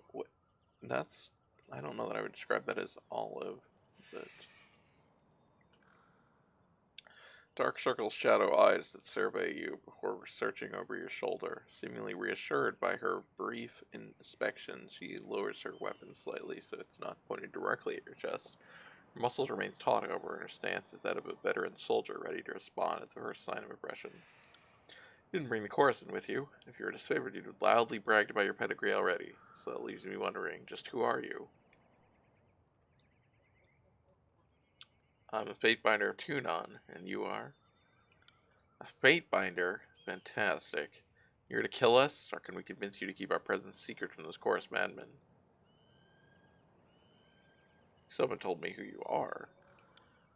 Right, I haven't. My name's Gwyneth. I'm the guide for this little band. Used to be more. Used to be a mercenary, but no one's offering coin for a blade anymore. Dio, get there. Oh, come here.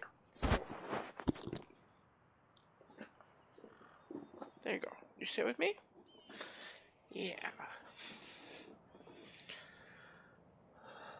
If you weren't born north of the gates of judgment, there's nothing for a warrior save cloth of crimson or a mass grave. Red or dead, as they say. So I stopped warring, more or less. What do you want exactly? We need to go back inside the mountain. We come out to scavenge for supplies. When we got back, we found crimson assholes crawling over the place. You live in a cave? Well, it wasn't our first choice of homes, but we've taken shelter in a nearby cave. While we were out looking for supplies, the course greens, I somehow buried the cave entrance with rubble. We could excavate a path, but not with coarse spears prodding our rears while we dig. Help us be rid of the scarlet shit stains, and we'll scrounge up some appropriate recompense. I know they got one of your people up there, one of those creepy scout twins.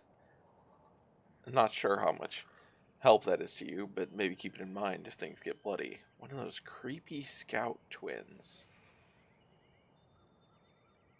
Will you help me with the course? As much as I'd love to make battle standards of some Crimson Scout, we've got too many wounded. I'll see what I can do.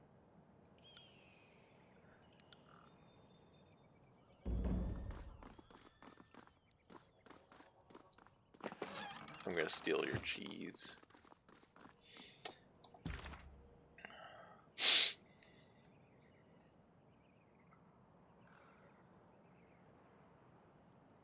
I don't know who the creepy scout twins are.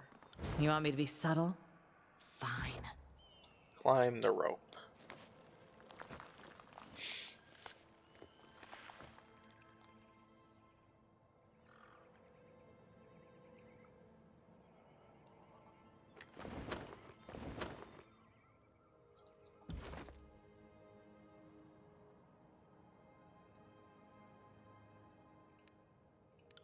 I guess you can use That's not very impressive.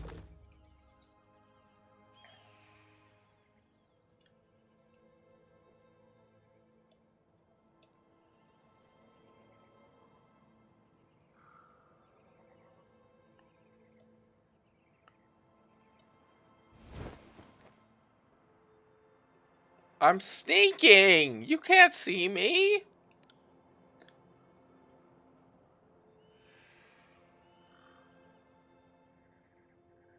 Oh, enough talking.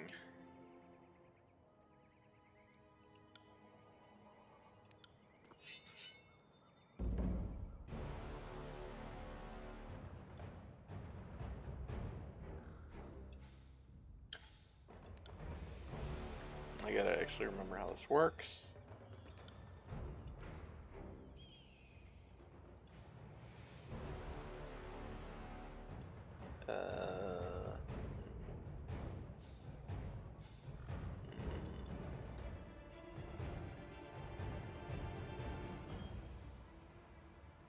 Nope.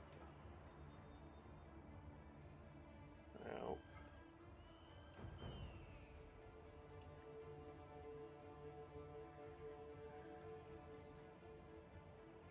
Trouble is afoot. There we go. Okay.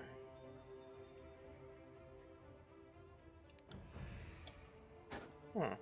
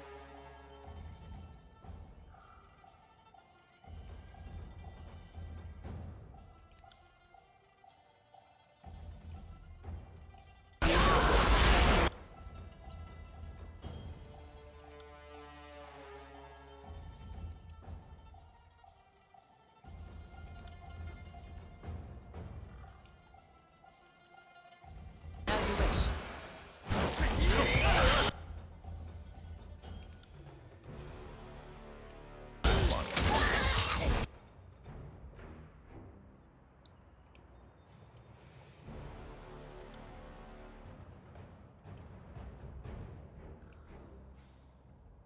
wish.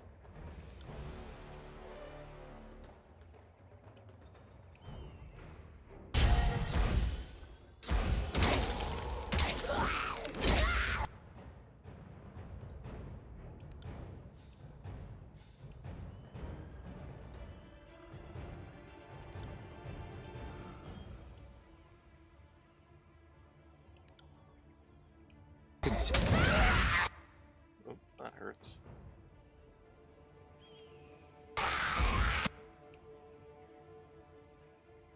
No, not that badly, to be honest.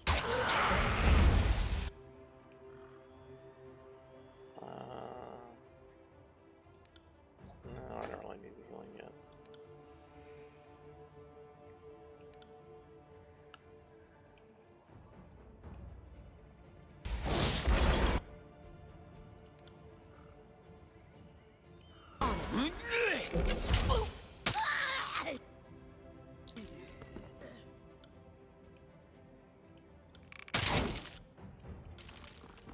Alright, where are you doing? Fine.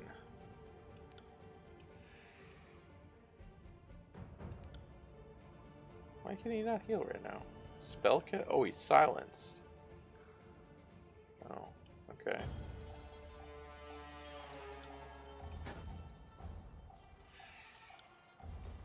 Whatever you need. By your command.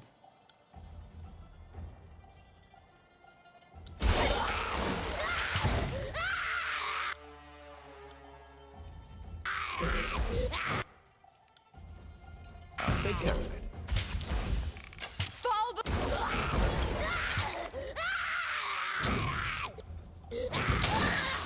That was some screaming.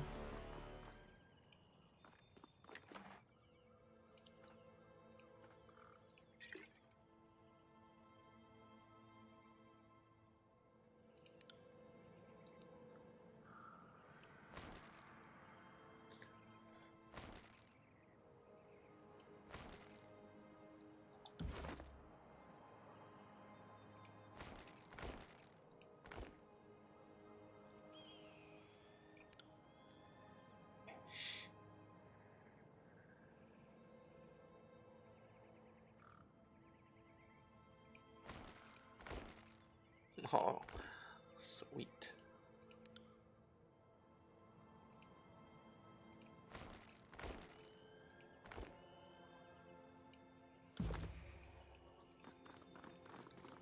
Hyrax, huh? Oh, more cheese.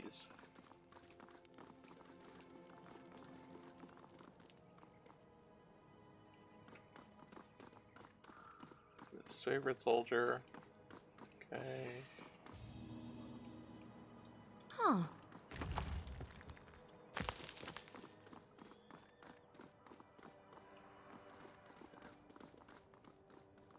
Well, this would just be like how to get down, right? Yeah, I don't really want that right now, because I'll probably have to fight them too. Man bound before you wears savored violet crusted with patches of dried blood. Oathbound scout's sigil shimmering unsteadily through a thick layer of grime. His right eye socket seems a bit darker than his left, as if he bears a near-healed bruise. Fatefinder, apologize. I haven't had occasion to say much today. Who are you? Called Hyrax, son of Iperia, Oathbreaker of Merrick, currently attached to the 5th Boreal. Good to see the butcher butchered. Would have been nice to do it myself, but I suppose I had my shot at him. And the conscripts in the lower level to the pile of corpses, and I'll give you the intelligence I found since coming here.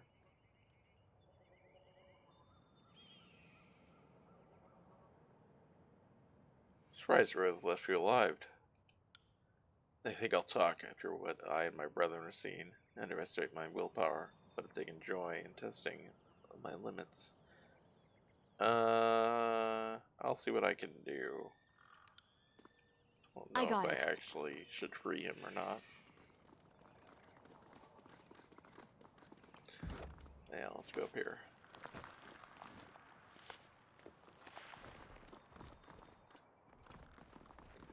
Just some loot.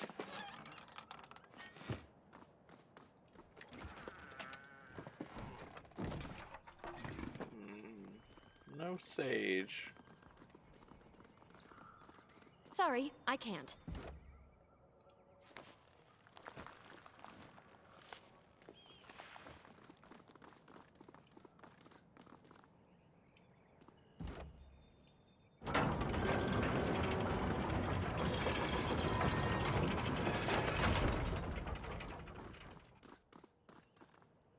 Cut the banter and stay low. Why is it like, I guess because of the...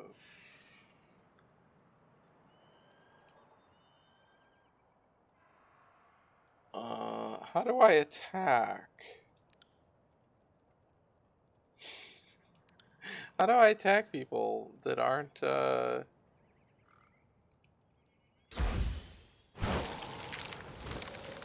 that was... Nope.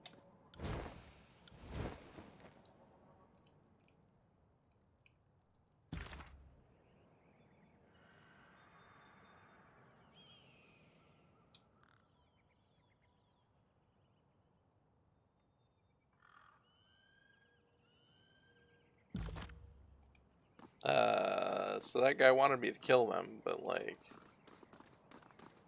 I literally, I don't know how to attack them. Let's go talk to Gwyneth and see what she says.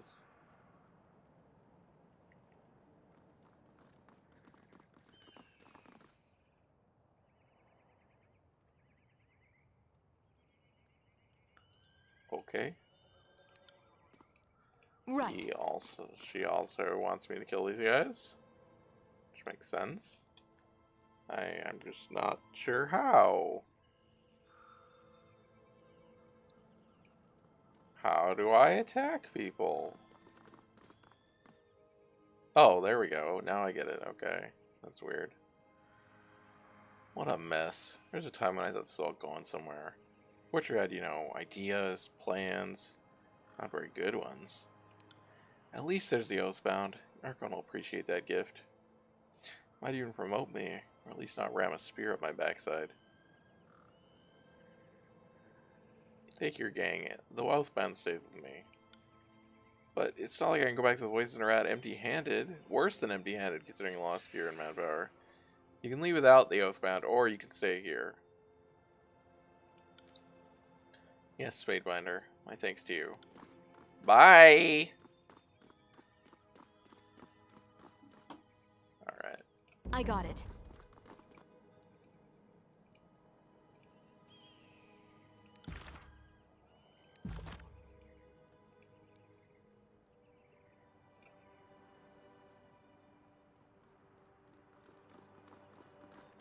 I'm confused about what that guy's, information status is. Suppose that ruckus means it's all taken care of, clean and tidy? They're gone. How do you plan on getting into this cave of yours? There's a chance we get stuck out here. The mountains would move again, or Kyrus would bid Karen would come back and finish what he started. So Wags, one of our specialists, he cooked up an alchemical compound called Ocean's Fire.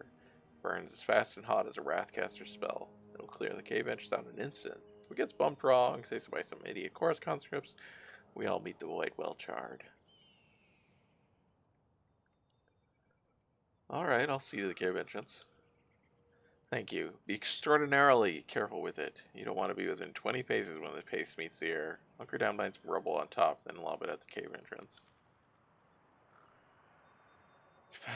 Pulls forth an unpainted clay pot. It has to do with extreme gentleness. You note that its lid is sealed with a thick ring of melted wax. And, don't miss. We'll try.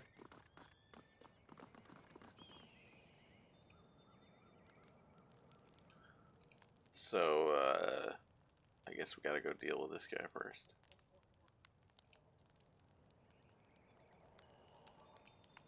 Considering, he's, I think, in the blast radius. By the sound of it.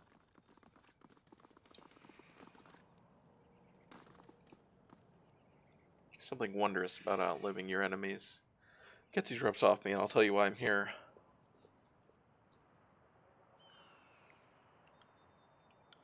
Thank you, Fatebinder. His joints, he scouts his arms are obviously badly broken and healed, twisted by his bonds.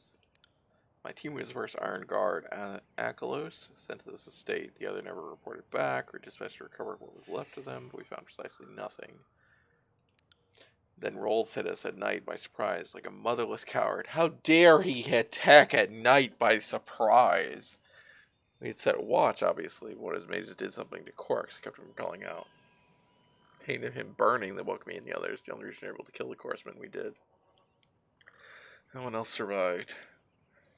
Canvassed the area pretty thoroughly. Only place we'd stayed out of was the cave in the back. The whole scared Rolls shitless though, so we closed it up. Wish we got a chance to check in there for the first crew. And at least I have something to take back to Iron Hearth. You said to be a close ally of the General, so there's something you need to know. We had a secondary objective out here. The original reason the Iron Hearth dispatched the first squad to this backwater. We've lost track of an Earthshaker out here a few spans back. Chizari went as rogue as his Archon for him. Can't do every Tearsman's mother hurling boulders at us, so if he's not dead, he needs to be. You're the only chance of making it happen now. You know what I know, Fatebinder. I need to return to Ironhearth and repart in. And get this limb straightened out. No enjoyment in that, I promise, but at least it'll distract me from everything else. Raven Ash protects. Farewell, Fatebinder. Bye!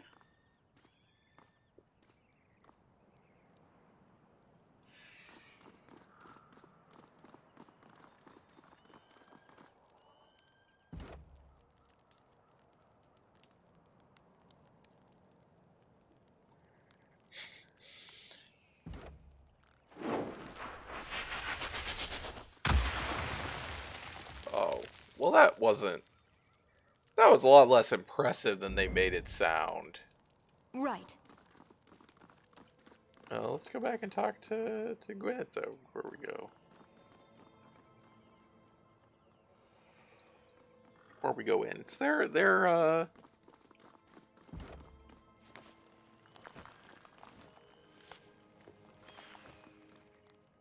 saw the ocean from here. It's like a spiral living flame. Felt it too. It really wasn't that impressive. Not quite the same order of magnitude, no. Got these supplies together and move them inside, but you go ahead. Just don't tell them I sent you or anything.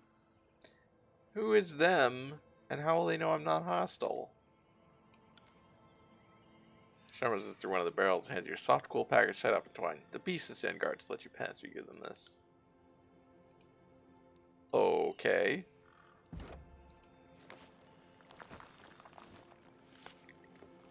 On it. Interesting.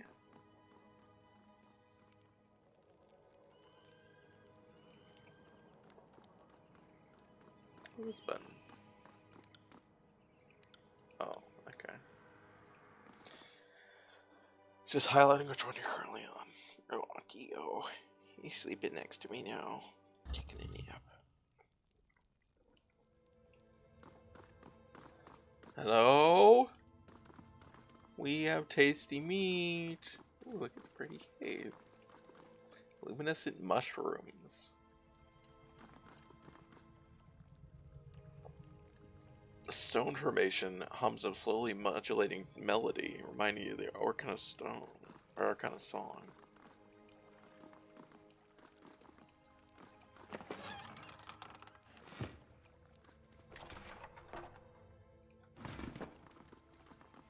Hello. Shadows shift before you in hulking masses of darkness. They really don't. As you step closer, the pale luminescence of the cave highlights the blunt, bony features. Lips curled back over the yellow fangs and violet gums and sinewy muscles tighten as the beast's claws fingers spread open. Another human. Large the bigger steps towards, revealing herself as a happily muscled beast woman covered in rust-colored fur. Yellow gaze narrows intensely upon you, nostrils flaring to drink in your scent. Does new human offer man flesh to Hillstrider's pack? Crying leather-clads offer more bone than meat. Made short meals for beast women.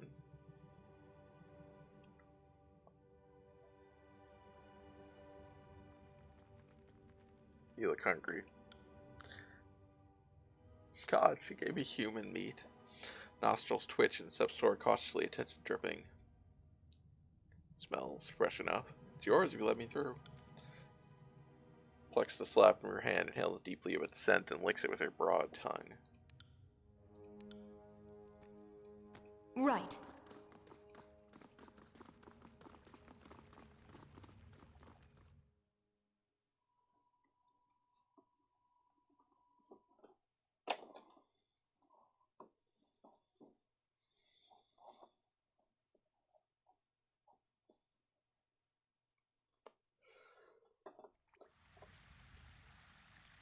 How many people are hiding in these old walls?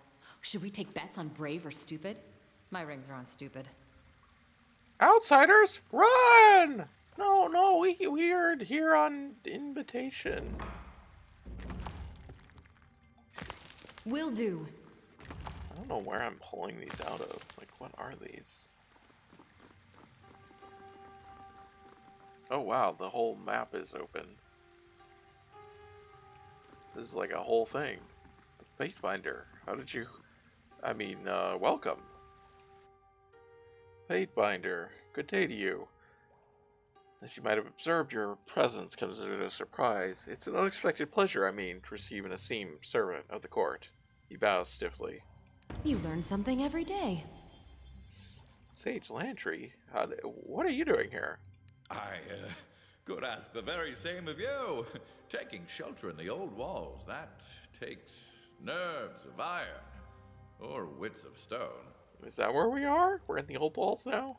There's running water. If you don't mind a Bane attack now and again, this isn't the dumbest place to hide.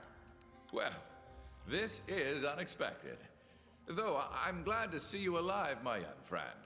I'm not here to reminisce. I'm with the Fatebinder now, so I'll need to insist that you start explaining whatever it is you're doing here. I'm Scribe Mel of the Velm Citadel, formerly, I suppose. You aren't here to me. I mean, Kairos does have another edict in store for us, does he? I figure if that was the case, I'd be waist deep in lava as we speak. What is this place? I struggle with the definition myself. We call this place the Bastard's Wound, or just the Wound for short. It's a refuge of sorts, a haven for folks displaced by war, poor decision making. Everyone that's here discovered this place by chance, but remains by choice. The decor is unorthodox to be sure, but it does come with the benefit of extreme seclusion. Not that we object to the court's presence or that of the Archons, we simply thought it best to unburden you all of the weight of governance. I know you have better things to do than check up on us. We're fine, really. Everything's fine. Look past the scribe, taking note of the details. Giant stone walls, seemingly shorn apart. Thunderous waterfalls cascade down. Stone architecture is unmistakably of the old walls. What is all this commotion about? Visitors are always cause for alarm. Moreover, you aren't just any outsider, you're a fate finder. To many, it's as if Tunon just strolled into our homes. Your dispensation of justice could have profound ramifications for a little-known and technically hidden settlement such as ours. Some of the refugees here don't know your intentions. No doubt they have little to fear, right? Well, you need only fear fate finder if you've done something wrong, like violating the laws regarding the old walls. Of course, I can see why things might appear that way. If you look at this drawing of the area, we are by way of several fathoms below the old walls we see rising up. So who's to say if we're in the walls or we're really just underground? I mean, other than a fate binder, of course. I merely mean to suggest that there's some potential ambiguity as to whether we've really done anything wrong. Examine the parchment. Cross-section appears to be old walls running through the mountainous reach of the Bastard Tier. If the map is accurate, these old walls run almost entirely out of the mountains. The upper reach of these old walls are just a few stories above the valley floor. Judging from the map, the old wall slopes upward as it travels north and slopes downward as it heads south.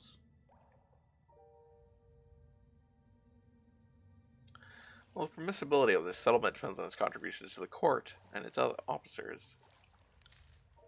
Oh, what? Jesus! I meant, like, I want to get some services. I wasn't trying to... Yes, of course, absolutely. Oh, you mean right now? Well, I can certainly provide a modest contribution. We don't use rings as often as we did on service, so it may take a month. Here you are. We appreciate your generosity, Fatebinder. Hopefully you'll come to appreciate the wound in time. You have many questions of us, so do my best to acquaint you with this outpost. Is there anything I can help you with? Who's in charge here?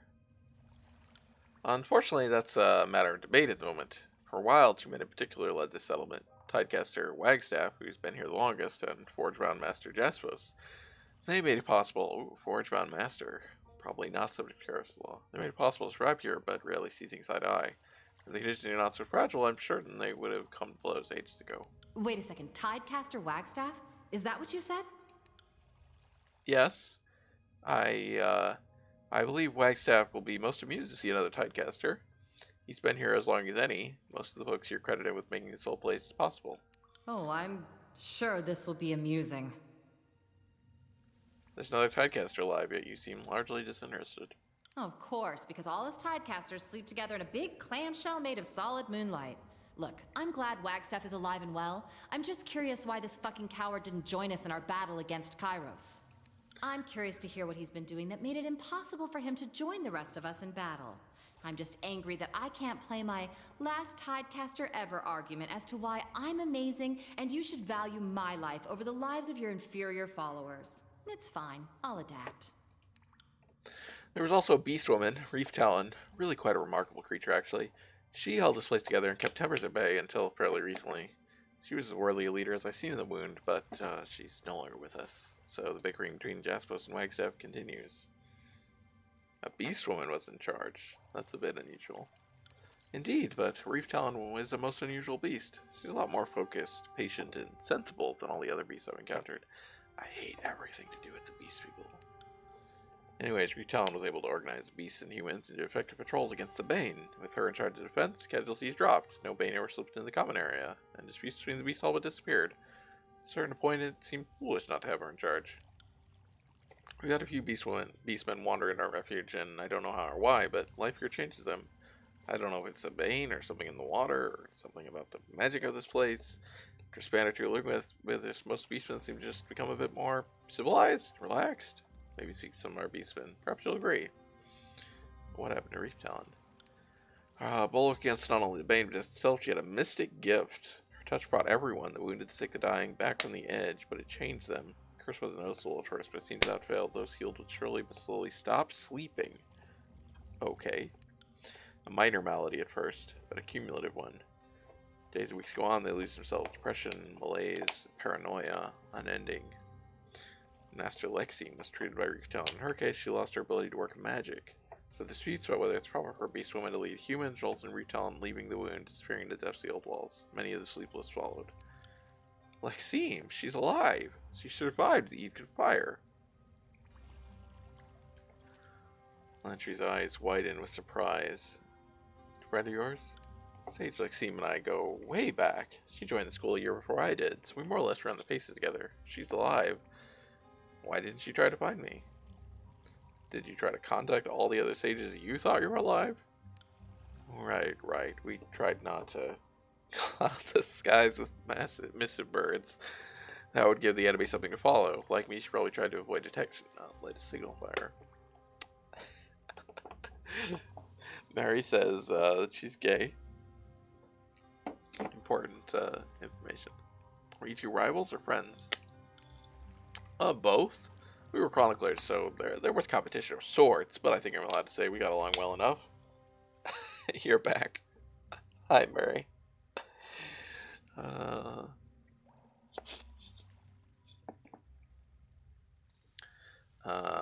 Items in favor of surrounding the school to the Kairos. Hardly a popular outlook.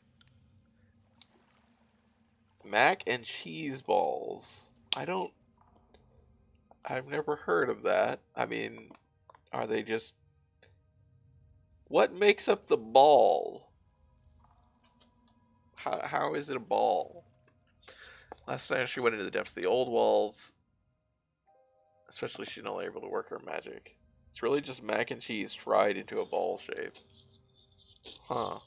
I guess, yeah, I was wondering what keeps its shape. Covered lightly in breadcrumbs. But I guess if you fry it... okay. Her mind was dwindling, and I know she was fixated on making sure everything she carried out of the Belm Citadel was hidden and safe. There's a lot here. Hid one such cast over by the farm, the others are, presumed, deeper in the old walls. Lexine knew an old sage trick, conceals the stashes, making them fade from view. Unless another chronicler stands near. Well, good thing we got one. When her magic began fading, she made a rush to conceal things, but aside from one staff in the farm, only she knows where the rest lay. Turns out frying makes anything keep a shape, I guess. Sleepless, the left haven't returned, so it's hard to be optimistic about any of this. That's an unusual power. I regret not being a student of Beastman magics, but I concur. This is most unusual. Reef Talon did not boast about being a mystic, and beasts are nothing if not boastful. I have a hypothesis. Perhaps she slew so many Bane that their sickly powers are soaked into her very touch. But it's just speculation. All I know for sure is that scores of living were inadvertently ruined by her healing gift. Folks here have complicated feelings toward Reef Talon. None have recovered, unfortunately. The end result appears to be inevitable. Still, I can't help but wonder if Reef Talon could have corrected this. It's a shame. You should know, Beender, there are a small number of people that have been treated by Reef Talon, but haven't fully lost their grip on things. Jaspos' apprentice Isley, for one. It's just a matter of time. Tell me more about Wagstaff. Prickly old fellow, one of the last Tidecasters. His kind remedies to Kairos, but I'm certain he has no personal designs against the Overlord. Had you told me another caster lurking in the tiers, Wagstaff wouldn't have been my first guess, but I'm not wholly surprised either. He insisted the Exodus was a foolish, cowardly plan. At least he's sticking to his convictions in this matter. He's not one for pleasantries or charisma of any sort, but he is a master of his craft. First to treat the toxic waters, the only cure that works. I wouldn't be in bad shape without him. Give him some time and you might see beyond his gruff exterior. First the solitude of his pool, so don't head over there unless you're willing to suffer his glare. And Jaspos? The broad-shouldered man with the booming voice. He's almost always taking out his frustration on some poor rock or boulder over there by his forge. Jaspos and his two apprentices arrived some time after Wagstaff. I think he's worried he'd be a true loyalist and demand we surrender to Kairos, but he's taking a shine at this place and is trying to create his own little corner of Tyranny. I think he likes the seclusion. He built most of the bridges you see, some cisterns, filter water. He's a one-man work crew. He has more than 3 supporters, particularly since he created those purifying aquifers. The water here causes illness. Without his help, most of us wouldn't have enough clean water to drink. Okay, what do you do here? What don't I do? Playing steward.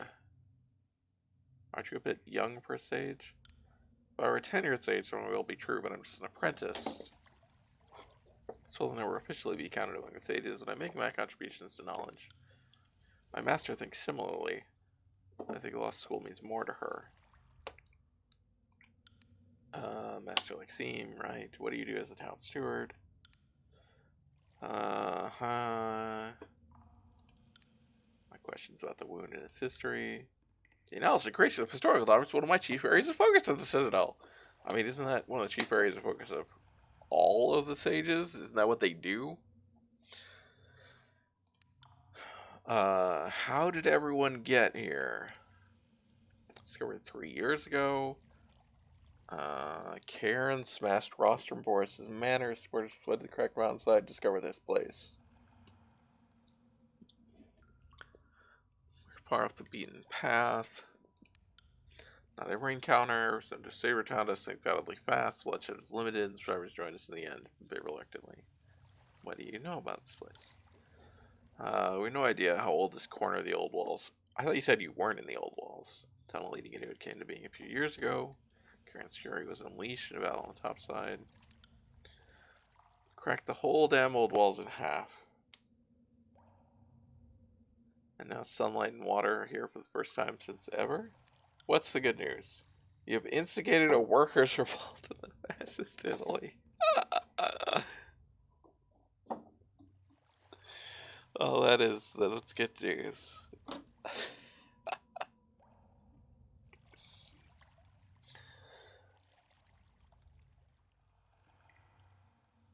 You're not assisting the Italian unit in taking back their homeland from the fascists. Or now? Now, okay. That makes sense. How do you survive in this place? What do you eat? You've got no sunlight to cultivate crops in the upper levels. Cabbages. Radishes. Nashroot. The biggest challenge is drinking water, despite appearances. Something old water violent leaches into the water and corrupts it, producing a most curious disease in the afflicted. There's no fever, chills, bleeding, vomiting, what have you, but you'll waste away in no time, over time, as if one were starving. Tidecaster Wagstaff devised a method to magically treat the water. Curative properties for those already sick. Jasper constructed some stone aquifers. Water poured into these aquifers will drain a few hours later and emerge purified. Okay. Does the Bane not threaten you? Yes, of course, but we have a system for that. You met our greedy party in the caves, I take it. Incidentally, what happened to... it doesn't matter. The point is that we have a contingent of beastmen with us, and they've adapted exceedingly well to the old walls and show little fear of the abominations. They've been perfectly eager to dig their claws in any that come their way. It's interesting that seems like there's basically something for all the characters here, other than Verse, maybe. We haven't seen anything for Verse, but obviously, Kills in Shadow, whatever her name is. She would the Beastman stuff. Barrack has, I'm assuming, the Forge Round guy. This is the Forge Round not bound by Kairos' law. Who can help Barrack. So we'll have to bring him here. And then we already dealt with Lantry and Ebb's stuff here. We've heard about it anyway. Perfectly eager to dig their claws into any that come our way. It's surprising that it even works, by the way, but who am I to argue? Keep the entry points to the wind clear, and seem consented to keep doing so. Some of them come to love hunting the Bane, or just have a death wish. What do Wagstaff and Jasmus argue about? A few things that matter. I don't mean to belittle the men, but I feel like they both demand exaltation. More fully want whatever adoration someone else is getting. Through their magic, they make life possible here, and we all look up to them. I think they both feel genuine duty to protect us all. Too bad they don't get along. Okay. Jesus. Lantry seems lost in thought, rubbing a cerulean ink between his fingers and thumb. Guess one of your old friends is here. She's an old friend of mine. Uh-huh. And now you've already checked the understatement of my voice, so ask your questions. An old love interest, I presume. You presume correctly. We were deeply intimate for the better part of 15 years. The school gave up long ago trying to make rules against fraternization, and, well, we took full advantage of living in the modern era of the school ink and quill, when sages could do away with furtive copulation and the foolish attempts to curb the natural inclination of scholars to rut. Wow, Lantry! It was her magic I loved most. She was gifted, truly gifted. Achieved these little accents in her spells that none of us could replicate. First I had nothing but envy and hate for her, but somewhere along the line it became adoration. I just hoped to Kairos that if I rubbed up against her enough, maybe some of those talents would rub off onto me. Ew. If you were so close, why didn't you flee the Citadel together? There was a time when we were inseparable. I learned much of my magic from her and her from me. We are each other's mentor and student. It's a very special sort of bond. But it was a relationship that I followed through my own convictions. In the years before Kairos' conquest, I urged our school to surrender, and urge is an understatement. Rapidly abdicated would be a more apt description. Maxime did not share my assessment of Kairos or my opinions when I was young. I was in the dissenting minority, and most felt I was a traitor, Maxime included. But I wasn't about to back off from my belief that surrender was the right idea. Considering what came to pass, I feel justified in my stance. I normally adore being right about things, but in this particular case, my tumescent smugness maybe isn't worth the friendships it all cost me. So you two worked on the Chronicle. We are but two members of a team spanning generations, but yes, we both contributed to the Chronicles.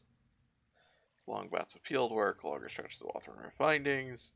Original research was the way to aim for myself, with the accounting of everything as a cause greater than us all. The Chronicle is half a record of things that were, and half record of how things ought to be. Each moment we record offers universal insights to how people act in the future. Take the more modest stance that we can't stand in the same river twice, and the same general can't fight the same war twice, so history is of limited predictive power.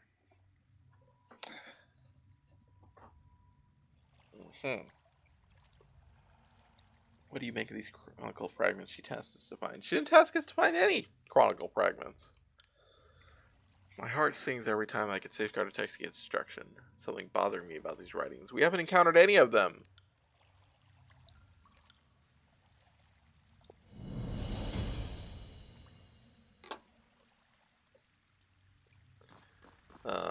That's a door to somewhere, apparently.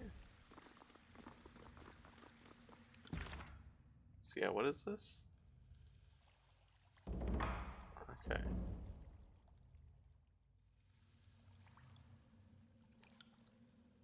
Master.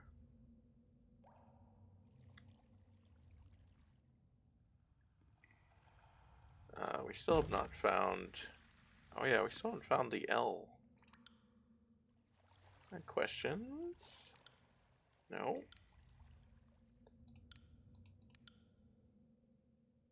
Oh, I guess I don't get to... Okay. We still don't know who L is. Sure, let's just set up a little village in the old walls. Why not?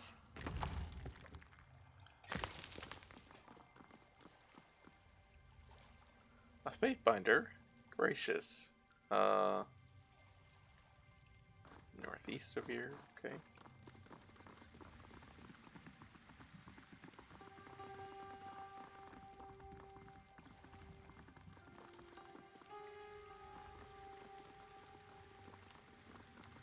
Horde. What is their, I don't know what that is.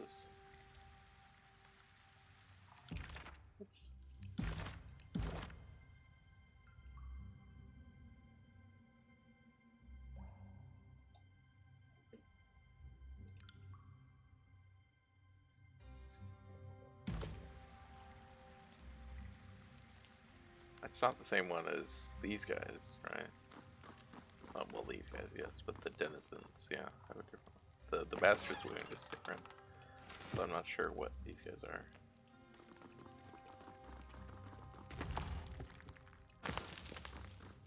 Rostrum Lank. A weary-looking man observes you through dark sunken eyes. Fatebinder, greetings to you. Bows deeply in the style of northern tiersman nobility. His right arm is emaciated and frail. Rostrum Lank, son of the late Rostrum Volus. I saw you at the Bastard City shortly after Tunon's arrival. Traveling a long way from there, haven't we? I want to speak to Wagstaff or Jaspos before you get too settled in. There's a lot of merchants. Hi, Diamond. I'm so disappointed to realize I'd misread a word when I saw Master of kidnapping? Master of napping?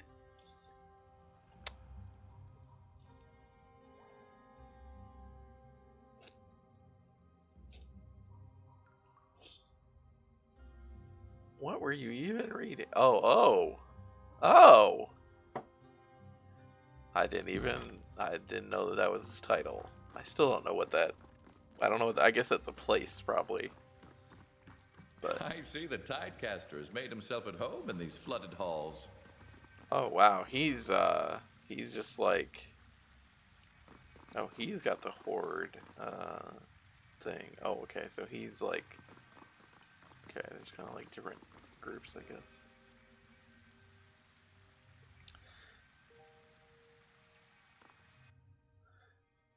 A bearded, weathered figure stands at the pool's edge, eyes closed in concentration. His face, uncharitably weathered from years of sun and wind, is a collection of deep, intertwining creases, wreathed by brittle-looking gray mane. Napping is chipping bits of rock off to shape it like arrowheads. Oh, okay. So yeah, that actually, okay. He is a like rock magic person, so I guess that fits.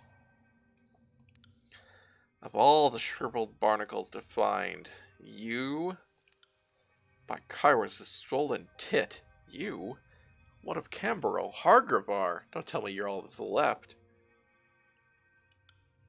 They fought the good fight, and fell to Karen at the well. In defeat, they were fed to the voice of the Narat.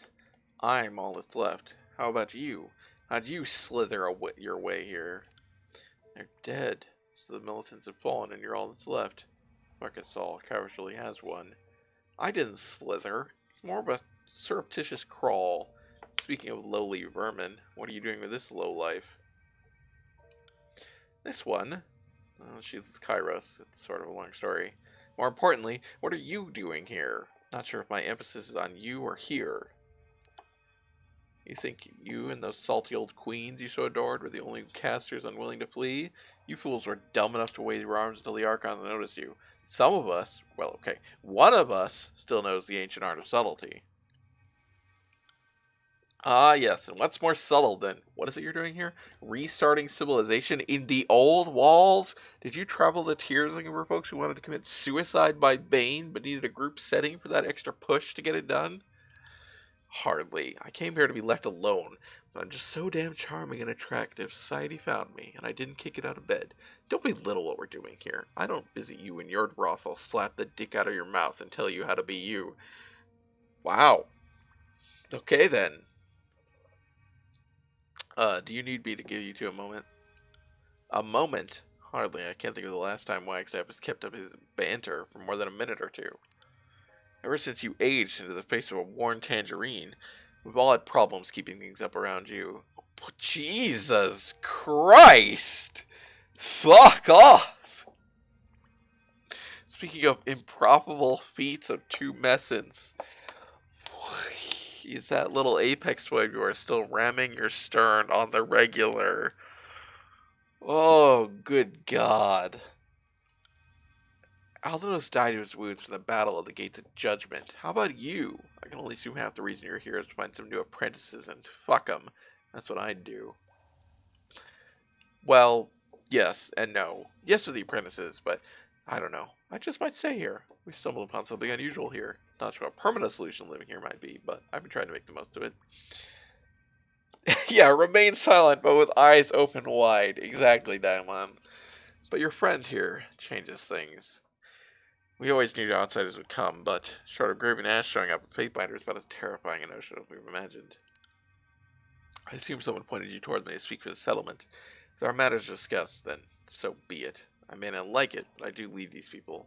Frankly, only because nobody else can.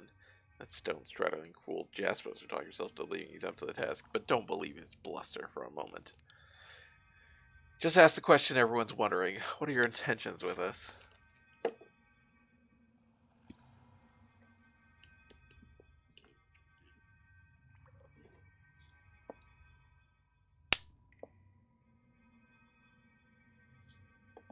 Well, for now, the settlement may continue to operate independently. Unexpected, Fatebinder. Perhaps your visit was worth the interruption. Making a life without someone breathing down my neck is all I've ever want. Thank you? Huh. The court will extend mercy. Celebration yell echoes through the makeshift village, answered by distant cries of relief and sobs of joy. Thank you, Fatebinder. I knew the day would come that we'd be discovered, and I imagined a much bloodier scenario. In this regard, I'm happy to be made a fool. Just don't tell anyone I gave you mercy. Life here in the wound isn't easy, but we always assume soldiers bring death and not help. Your leniency is the sort of surprise we need in these difficult times. And though I never would have guessed this, the road may be the sign of good things to come.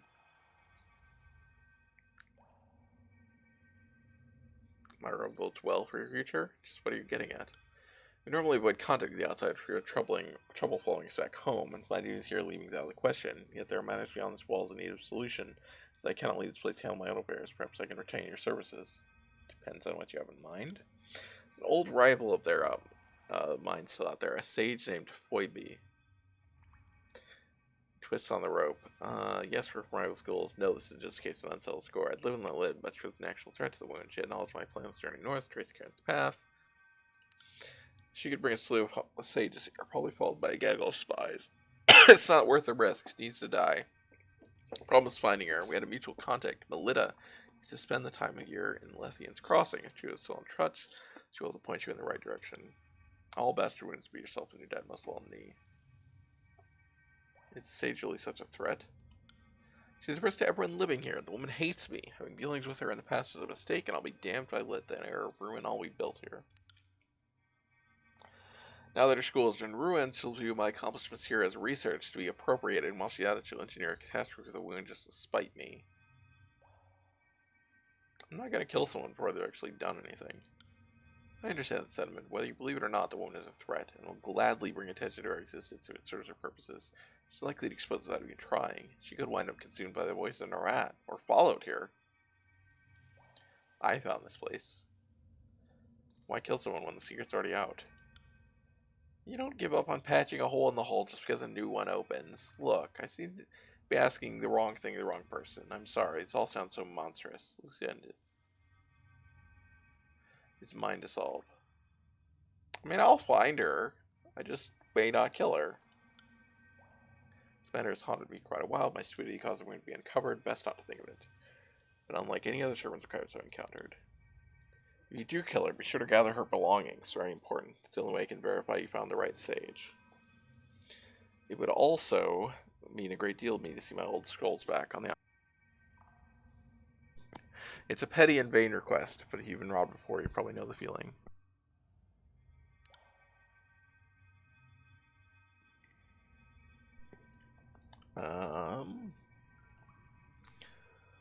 What should I know about Jaspos? If only that rock pounder would just shut up. He loves the sound of his own voice. Unfortunately, his forge is on the upper level, so it's soliloquy slow down here to ensure my misery. Pleasant place has better acoustics than the Academy of Tides. Lucky me. Thinks he can cleanse the water, not as well as I do, mind you. That he can pontificate all hours of the day. I nearly drowned myself once rather than listen to one of his tirades. But I knew the moment my body was discovered, he'd be raining another righteous feats about cowardice down upon my corpse, and that wouldn't do. This game has so much dialogue.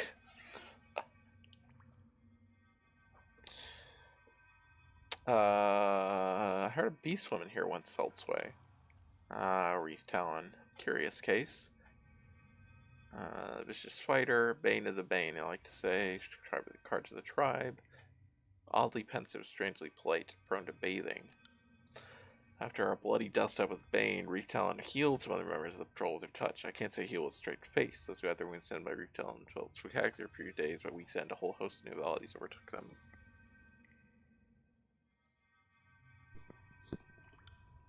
Claimed that she wasn't, and never known a beast to downplay her strengths, but as sure as water's wet, she could mend wounds with a mere touch. Also had some training. Hindsight tells me why she would be hesitant to discuss her mystic training. Sort of problems. Folks treated by Reef Talon just slept a little each night, first claiming they felt too hale and hardy to sit in bed. They'd be exhausted from days spent waking yet unable to sleep. Other things would start to go. Tempers, memories. First of all, if you could work sigils, lost the talent. Spending afternoon listening to Jasper drowning out about the virtues of pulverizing stone. For some reason, you can't sleep. Night turns into day, or turns into night. The sleepless, one others that became those cured. If you stand back, controlled favored. Said there's someone deeply favored to be shocked and appalled much by squatting, but by the beast and living with us. Deferred to retaliating the parley and seeing humans look to a beast one was rather appalling to those iron thugs. We bested this favored to retell and fled during the altercation. I guess a combination of guilt from overgive magic signal shame their presence rather than its favor to attack us. No proof. But I think Reef Talon fled to save us from her. There's plenty of folks who hate her, but I don't think her actions are malicious. Protect this place is all she cares about. Regardless of her specific motivation, I'm certain she fled deeper into the old walls, not topside.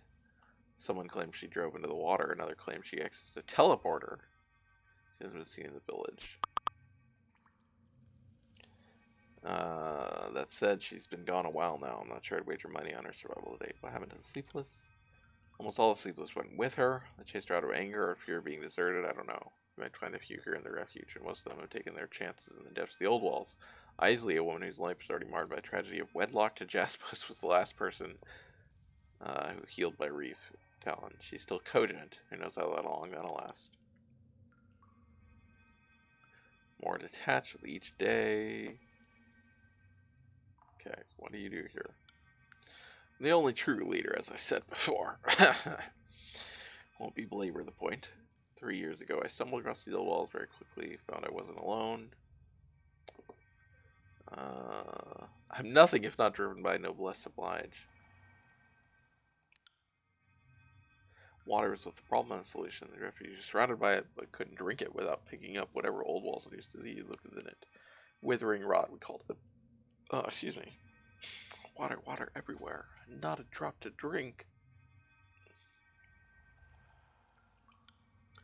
To a tidecaster, these are triply matters. So long as I'm here making a solution to purify the water is a simple matter. I make life pure possible. It's a difficult burden, but I'm honored my talents are put to good use. How do you purify the water? Oh, it's impossible to convey the intricacies, but as I say, I must infuse water with great light energy. By trace amounts of alcohol and beastman blood counteracts the mortifying effects of the old wall's water. Worry not, the beastmen willingly gift these vital fluids when they can. It's a tiring process, but it produces clean and restorative water. Jaspers' product is an amateur's imitation and will never sustain the place in the long run. That's why I've taken on Insipid Moniker as my apprentice to safeguard the process. She knows just what to say. Her name is Insipid Moniker. She didn't wax nostalgic already. Apparently my information is out of date. I sure thought I was the last of our school, but apparently I hadn't looked under the rock you've been calling home. We are students of the Occult of Jade, Archon of Tides, who's one of the founding pioneers of the Tears, and her school has been the longest running institutional learning in the peninsula. Don't listen to what the sages say. Why didn't you leave with the others? I was one of the few to stay, and why not? This is my home. I don't care about Kyrus' rewards, slaughter, sport of these Archons. I also wasn't about to sail west and die of starvation on the high seas. The promised lands are a lie. The ocean goes onward, or maybe you fall off the edge and wrap around to the east coast of Stratus, land right in Kyrus' lap.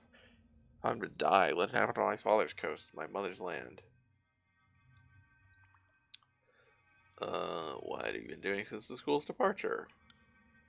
Since the first few span, dealing with some unfinished business. Half dozen sages had wronged friends of mine, and I'll admit vengeance occupied me for a time.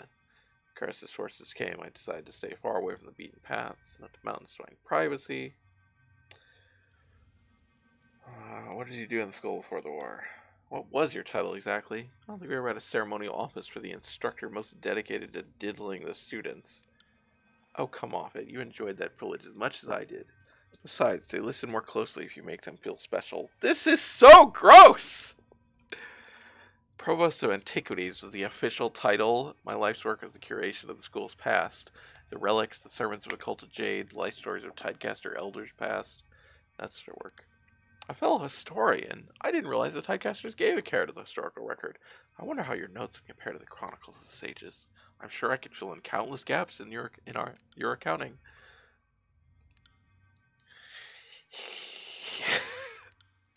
Yes. Let the historical record note that Lantry takes the hint. Personal interest has always been the fluid magics.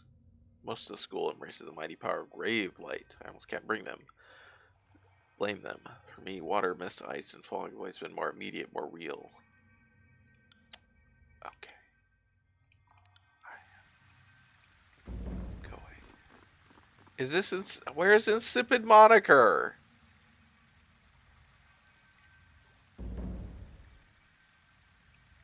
I want to talk to Insipid Moniker.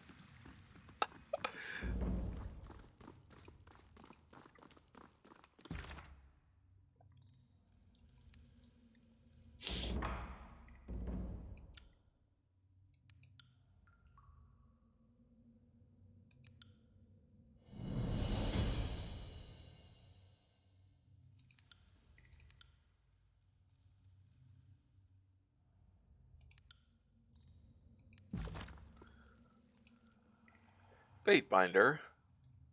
All to trade in the wound, and little of that in magical goods. So what is this? Wagstaff. Okay, that's specifically his group. You need scribbles or mixtures gleaned from your forays into our forays into the old walls. I'm the one to ask. What can you tell me about the Master's Wound? Not a bad little place to carve out life. The overput rift-layer Jaspos, on the other hand, he's just like every other shit comes south of the conquest, just looking for a way to bend the tears over and ram his poker up. Got a bit away from myself there. Yes, show me magic. What is that? Conductive. Shock damage. That's cool. It's very expensive.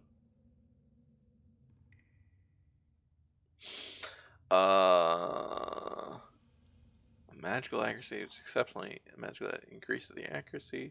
Sigil of lightning. That's what we need. I want one. I don't know why I would need more than one. I already know that sigil, and this sigil is enormously expensive. Wait, why can't I?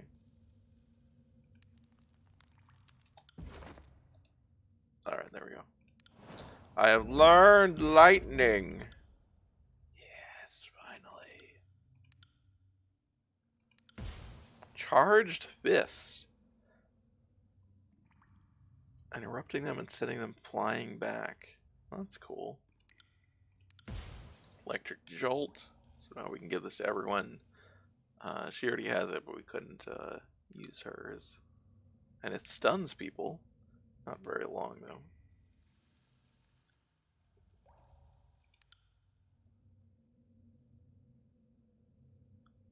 though. Ooh.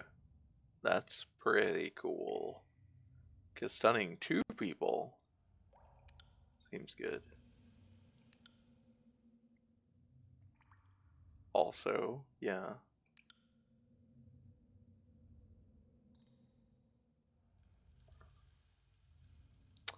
I mean, this requires 100. But, you know. 110. 120. 115. You can do that. Cooldown is also good. Interrupt I don't need. Let's do accuracy. There we go. Let's do... So this was 100. I'm at 99. God, that's frustrating. Let's look at what these other ones are. Fulmination. AoE. It's a cone.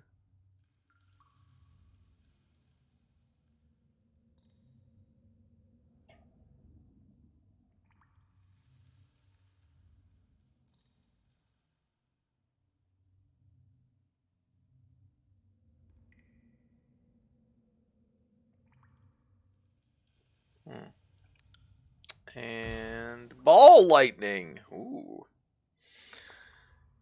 12-meter line, I assume.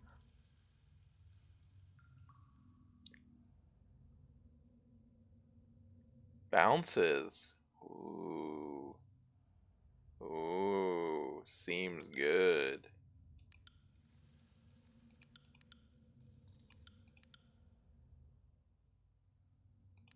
It's not really enough to make it relevant. That's pretty good. That's pretty good.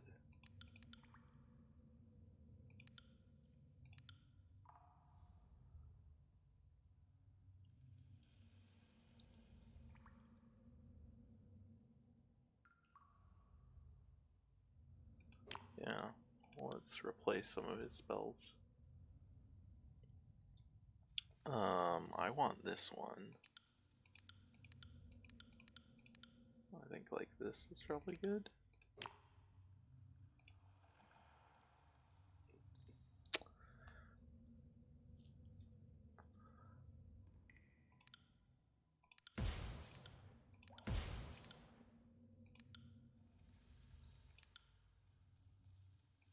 When did we do this? Oh, we put that on it. That's right.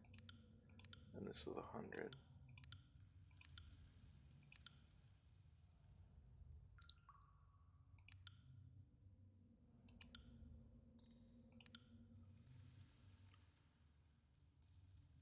I basically never use this, so yeah.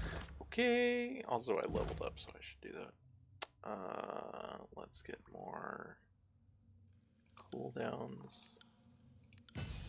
Let's get some more magic or something.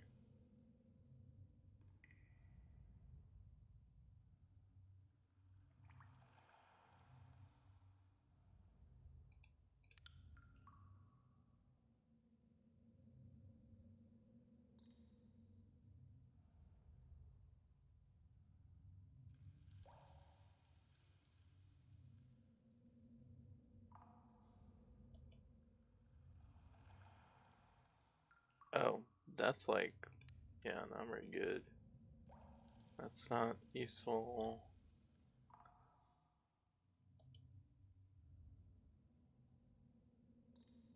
I guess that's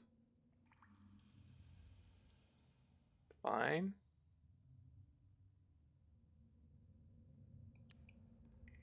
Am I not equipped with a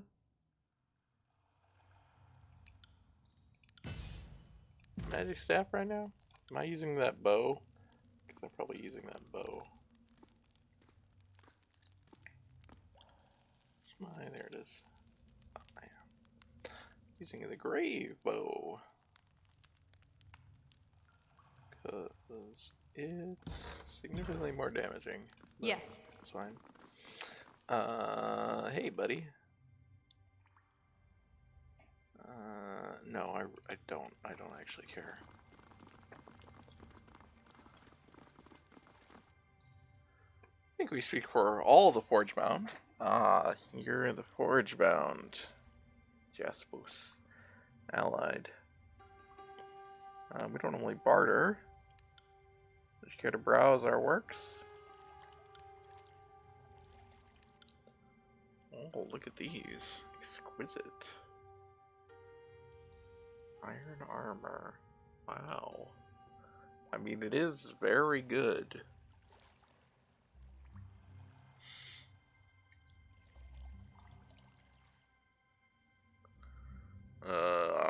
Colossus extract is. Doesn't apparently cost anything?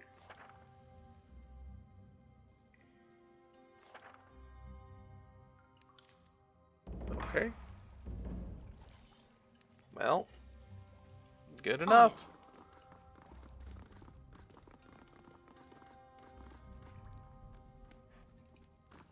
Whoa, what is Unless I'm that? mistaken, these markings suggest multiple tribes cohabitating, and in such proximity to humans. Intriguing. Yeah, free gift with purchase, or without purchase.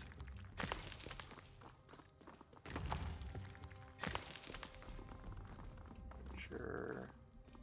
What is that? I don't know what that symbol is. Can't do Ooh, an exquisite short bow. that. Look at that for you. It's actually got better DPS than my artifact bow. And better accuracy. Wow. That's impressive. I thought I had this ability. I don't think I ever really use it.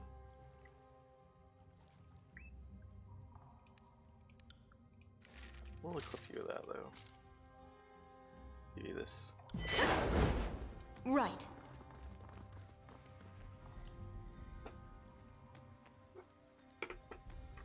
So we didn't go over there.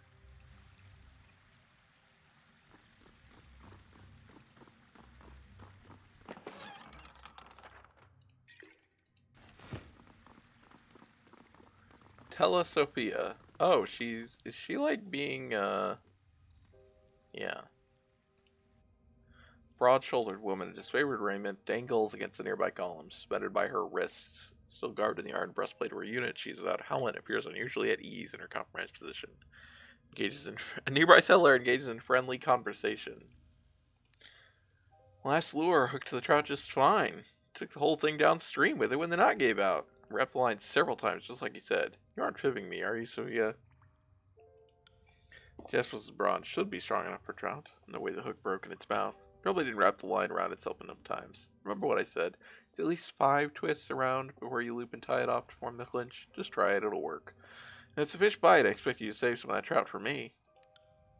Yeah, you would. I'll give that knot another try. It's too bad you can't just tie the damn things for us. I'd gladly do that, but you know I'd have to cut you traders down first. At least then I'll have all the fish to myself. Say that every time I come by. At any rate, thanks for the advice. I'll be sure to try again at the light. Until next time, Sophia. Good hunting, then. Baitbinder. I heard we had newcomers, but I wouldn't have guessed someone of your stature. I'd salute an officer of the court, but I'm somewhat indisposed at the moment. How did you end up on that column? Ah, if you stand back after Karen was finally declared rogue, the general wanted folks looking for what made Karen lose his sanity, or his loyalty, depending on your outlook. Unit escorted a team of Earthshakers. They retraced Karen's journey through the tiers. We headed back to the Gauge of the Judgment. Oh yeah, there's supposed to be an Earthshaker here. That's what the chorus thought, I think. We headed back to the Gauge of the Judgment and came across a crevasse, which happened to be, well, middle-aged woman walks by while clutching a woven basket, giving Sophia a wave. The disfavored soldier nods in return. Good day, Yushio. She watches the past something else returning attention to you. You seem to be on good terms with the locals. They're rather lovely folk. Oh, I gotta use my regular chat to see what that looks like. Oh.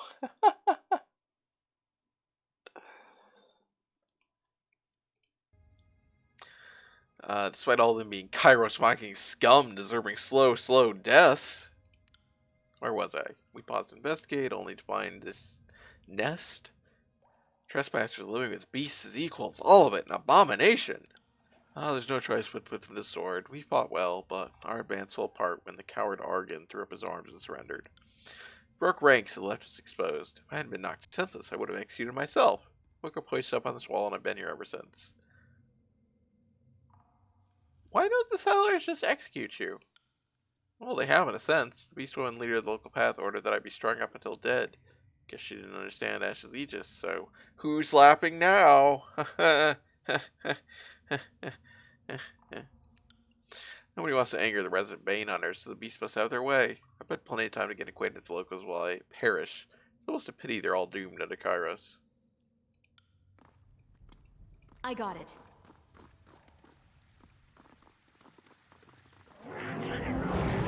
Oh, hi, guys. This is a fight club?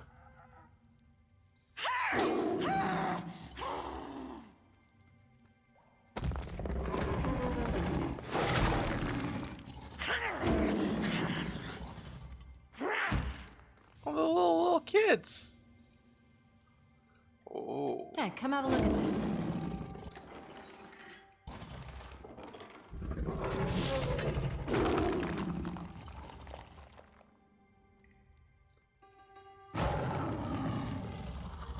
Hello. Oh, well, thanks. The Centurion. Just a soldier. Good day to you, Patebinder. All my licenses are well in order, signed and sealed this very year. No reason at all to ransack my cart or confiscate my goods.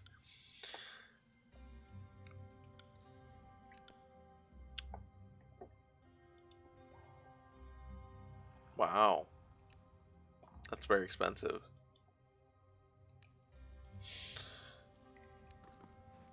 I got it. There's a lot of merchants here. If you're wall smart, shop Walsmart. That's what I always say. Also, this is Walsmart. Welcome. Wow. Fucking wow. I'm working on cries to drive custom. What do you think? I'd start over from scratch. I suppose you're the judge. I really thought I was on something. I stock the staple foods and potions. You'd expect from an Azure merchant at a haven value, all in the comfort of the old walls. That's better. We're the cheapest. What is this? Oh. That's what it is.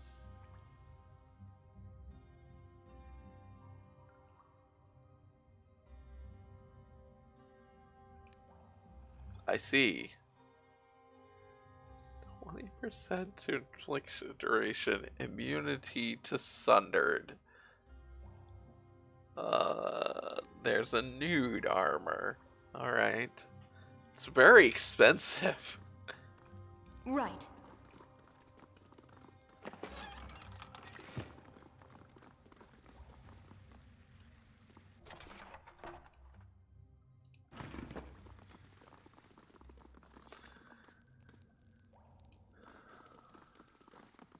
Yeah, and then there's these, like, doors. I don't know where these doors go. Oh, there's the insipid moniker. We found her. Or him. I think it's a her. Them. That's what I should go with.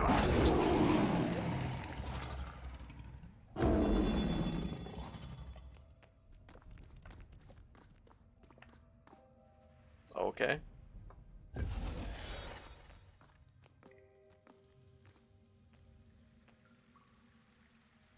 I doubt the Bane care much for day versus night. What? Oh. Found And something. this place must require constant vigilance.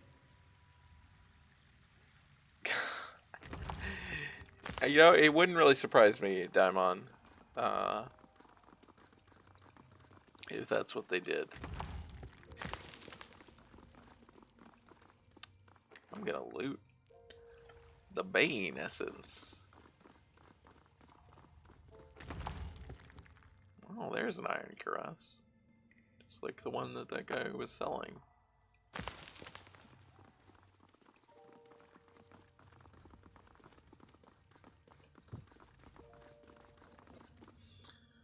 Welcome to our little refuge, Fatebinder. Here to help us keep the wound clear of Bane. Stupid moniker picks a spot of dried blood on her greaves. She wears the patchwork armor of a Scarlet Fury. What's through that portal? Goes deeper into the untamed old walls. We send patrols out to sharpen the beast's claws and lighten the number of Bane, but we haven't exactly mapped it. Are the Bane constantly showing up like that? Welcome to our headache. The way Bane come and go, you'd think the teleporters were beaded curtains. Beasts seem to love killing Bane. How'd you get that name? Funny story that. There's a piece of advice that they should give every new course conscript, but don't. Haha! Somebody made the mistake of asking the voices for a nickname, didn't she? I could have been Shits for Days or Bleeding Swords if I'd waited long enough. Even hindsight would be more appropriate. What do you do here exactly? Whatever Wagstaff wants. Guess you can call me an apprentice. I can read, which no one else can say. He's teaching you our ways? Sorry, you a fool for a teacher, but you could have been given a great honor. You have been given a great honor. Don't squander it. It's more subtle than the red work at the chorus, but I don't mind a change of pace. So the blue is to honor Wagstaff? Exactly! Fucker iced half my gang with his spells, so now I fight for him. Those are the rules. In a twisted way, I think the voices would approve. Not that his approval is any safer than his wrath.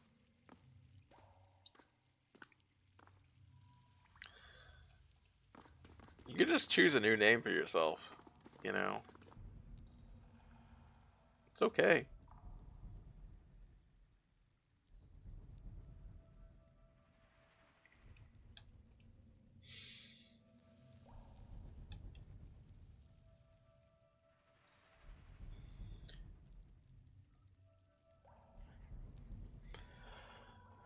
I need a fast mode.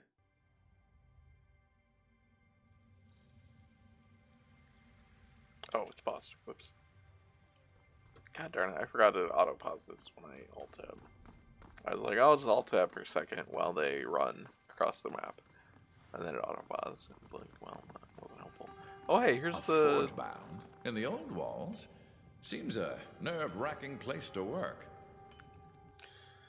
We heard about this guy. I don't remember. Oh, he's the Earthshaker. Man clad in freight garments of Earthshaker uniform. Eyes from one piece of the nest. Fatebinder, forgive me. I didn't see you. Jespus has me performing these exercises to attune my senses. See the shapes hidden within the rock. I may not be with the student anymore, but I still recognize the Fatefinder's authority. Is there anything you need? How does an Earthshaker end up in the company of this motley? I'm the odd man out, I know. After Karen had been declared a criminal, Graven Ash charged us with scouring the Archon's belongings and retracing his path. I was with the group that headed to the Gates of Judgment, cut across the mountains. Association to Karen didn't make us popular with the Legion. Telesovia was all too eager to remind us that Karen's treachery was ever to come to light. All Earthshakers would likely be executed for assumed collusion. Give me if after stumbling upon bastards we would face insurmountable odds in battle, I decided to surrender rather than join my hateful companions to death. Oh yeah, he's the guy who surrendered that she mentioned. It's fine. I got it. Isley is the one that's losing her mind. She's got like the dementia from getting cured.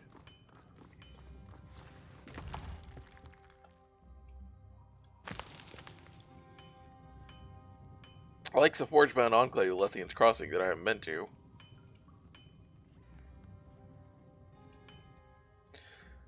Forge-bound apprentice stares intently at the amber hide he holds aloft, pounding its surface methodically.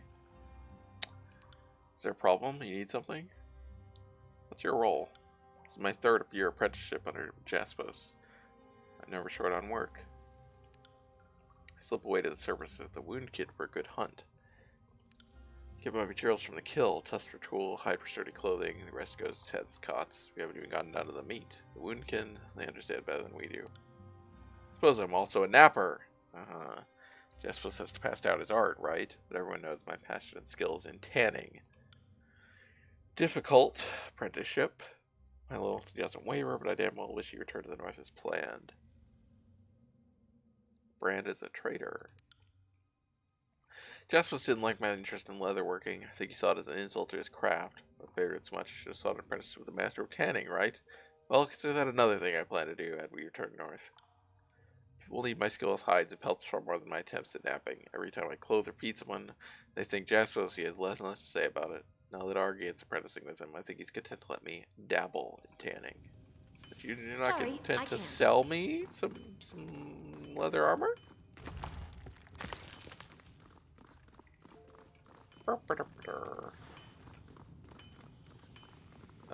We'll talk to you in a bit, maybe. There he is. Let's steal from him. A heavily muscled man stands next to you. What is with their armor? Weird. Next to a mixed pile of broken floor tiles and smashed boulders. Head bent in the focus, a sledgehammer gripped tightly in both hands. Without breaking his gaze, he calmly extends an arm out as you approach, signaling for you to wait. In one smooth motion, he whirls the sledgehammer in a precise arc, effortlessly splitting a large green-gray boulder in two. He smiles, lets out a pleased chuckle before turning to greet you. Fatebinder, that explains the ruckus. Forgive my rudeness, Master of the Craft really break focus if we can help it. Bold habit. Your arrival is unexpected, but my forge is always open to servants of the court. Word is spread throughout the wound. They say the Fatebinder will permit us to live. I'm sorry you had to experience Flagstaff. If you had spoken to me, we could have settled things, not his insults and tantrums, but I'm glad an amicable decision was reached all the same. The wound could be a great asset to you in the future, Fatefinder. We're managed well enough on our own, but someone of your prestige could really help us thrive. If you have the time, I'm a matter that could benefit from your expertise. Well, you could ask, but I make no promises. We don't have the luxury of trading with the top side. It could attract the wrong type of attention. Instead, we craft what we need. In my case, I can make a wide variety of tools, but I can't make everything. We were building this forge at Lessian's Crossing at access to the finest chisels, tappers, and abrasives, but I carried only my travel kit with me when I found myself here on the wound. Okay, the napping tools I need are rather specialized. I lose sleep knowing I can't replace anything I break. Since I've been missing, I imagine my tools will be appropriate to my colleagues in Lessian's Crossing. Lohara will no doubt know their whereabouts. Really stay on top of the work. Alright. What does a master of napping do? Ah, and I shall tell you! Masters of napping focus on the fundamentals of all forge work. Before you can make bronze and iron, you need a hot fire in a controlled space. You need a stone forge. Give me a few days. I can take a pile of rocks and fashion proper stone hammers and tools. Give me a few weeks, and I can use those tools to build a worthy forge. And with that forge, I can create anything you'd ever need. Stonework is the purest form of our craft. Civilization could be reduced to ashes, and a master of napping would be the one to reforge it. Okay then. How do you deal with Bane? The beasts with us are common to all savages. Something this place focuses them. We never asked the beasts been asked their centuries. They took it on naturally. What do you know about Reef Talon?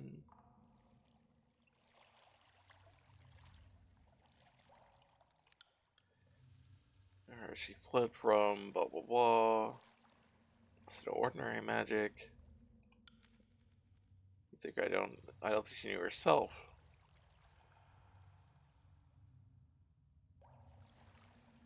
Reef Talon simply acted on instinct.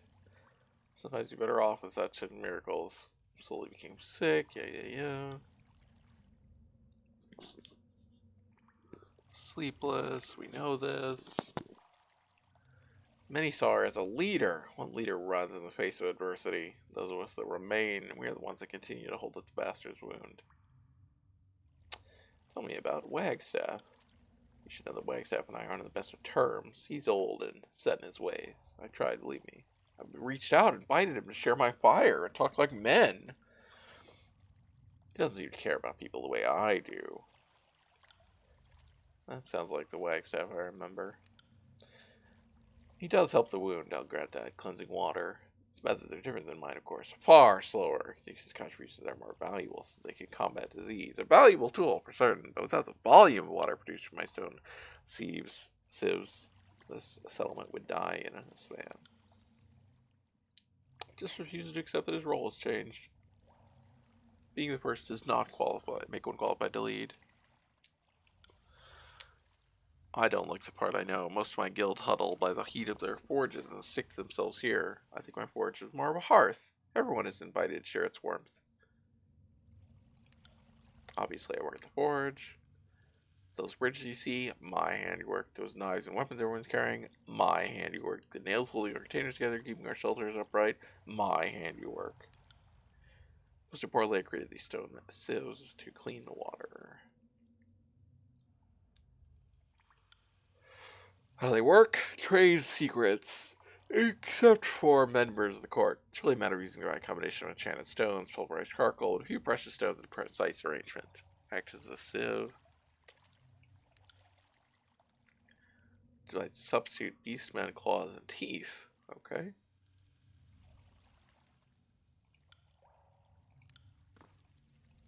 I got it.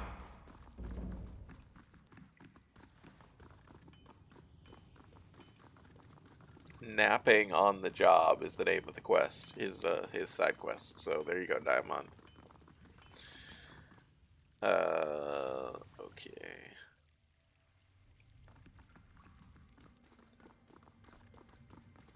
So there's a thing here, and then there's a thing like...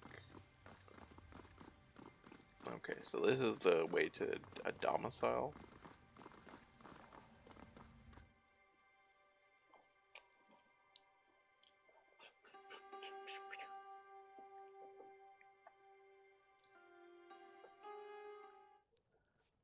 Hi guys. Why is he called a master of napping and not a nap star? Wow. You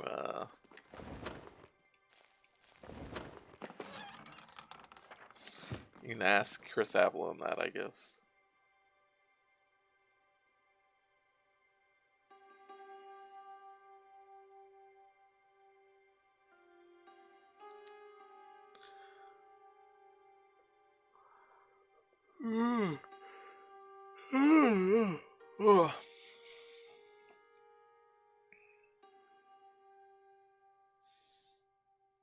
Okay, come on. There we go. I wanted to go, yeah, to this one then. Okay, this is to go to the farm. Okay, so I guess that's where we're gonna go. After we go in here. We'll probably wrap up. I need to go get some lunch.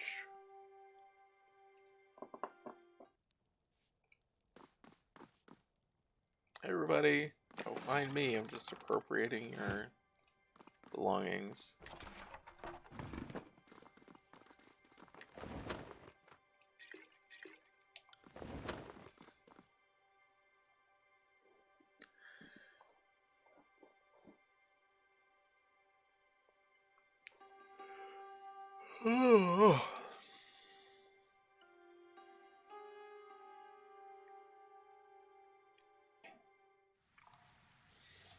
Okay, let's go through the teleporter. See where it goes.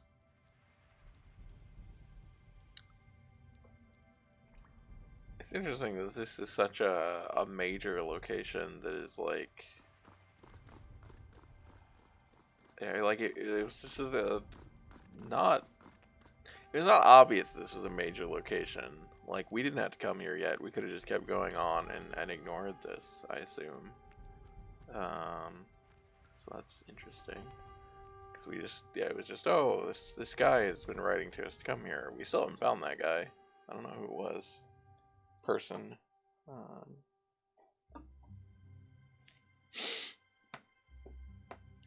What?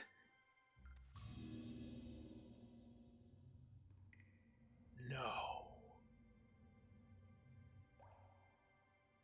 No. Think I found something. You gotta be kidding me.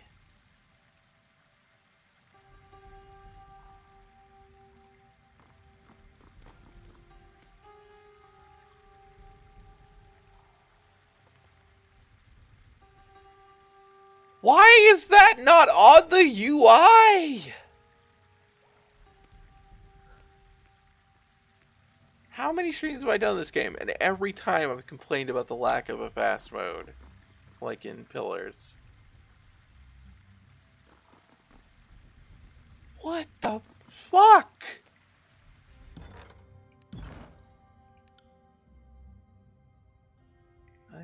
It's in there, but I didn't, look in the fucking keyboard shortcut list. I'm fucking unbelievable. Tico? Do we have time to do a survey of the flora? For research purposes, of course. Are you looking for some weed, Lantry? Oh wow, this place is big.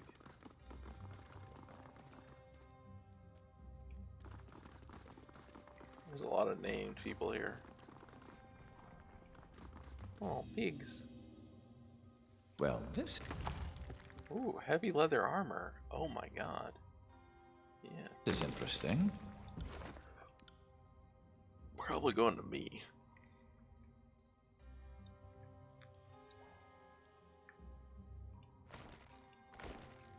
Ooh. It's kind of nasty looking, but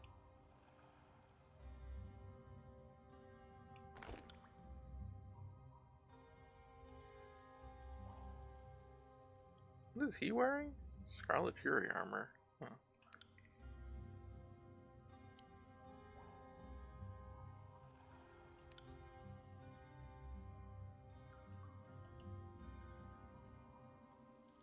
Oh, well, that is pretty good for her. I mean, it's also good for me. But Yes.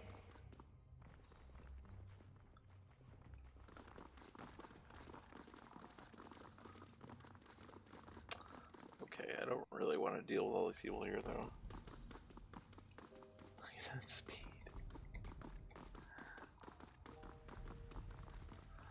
It's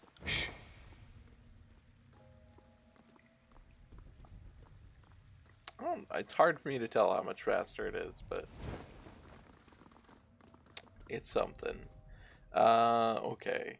Rather than talk to all these people. Oh my god, yeah, there's maybe more stuff over there.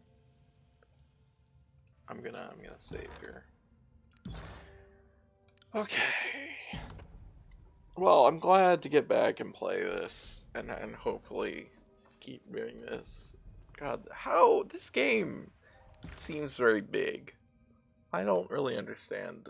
I mean, obviously it feels smaller than like Deadfire, which is enormous, but it does not feel like a small game, given what people say. So I'm still confused by that, I guess. But yeah, interesting. I didn't expect this to go this way. We didn't get our opportunity to betray the disfavored yet, which was frustrating. But all this stuff was interesting. So yeah, I think I might do this. I try to do this now because I haven't been able to really stream on the weekdays most of the time for various reasons. So trying to do a morning stream, and I will also be. I mean, the plan is to come back tonight and finish Titanfall 2, which I streamed last Saturday. We did the first half of that, what seemed like the first half of that game. So yeah, 2 streams today is the plan. But yeah, and then Command & Conquer tomorrow night. Yeah, thanks everybody for hanging out. Follow for notifications. You can sub for emotes. I hope everybody had fun, and hope you join me again in the future. Bye.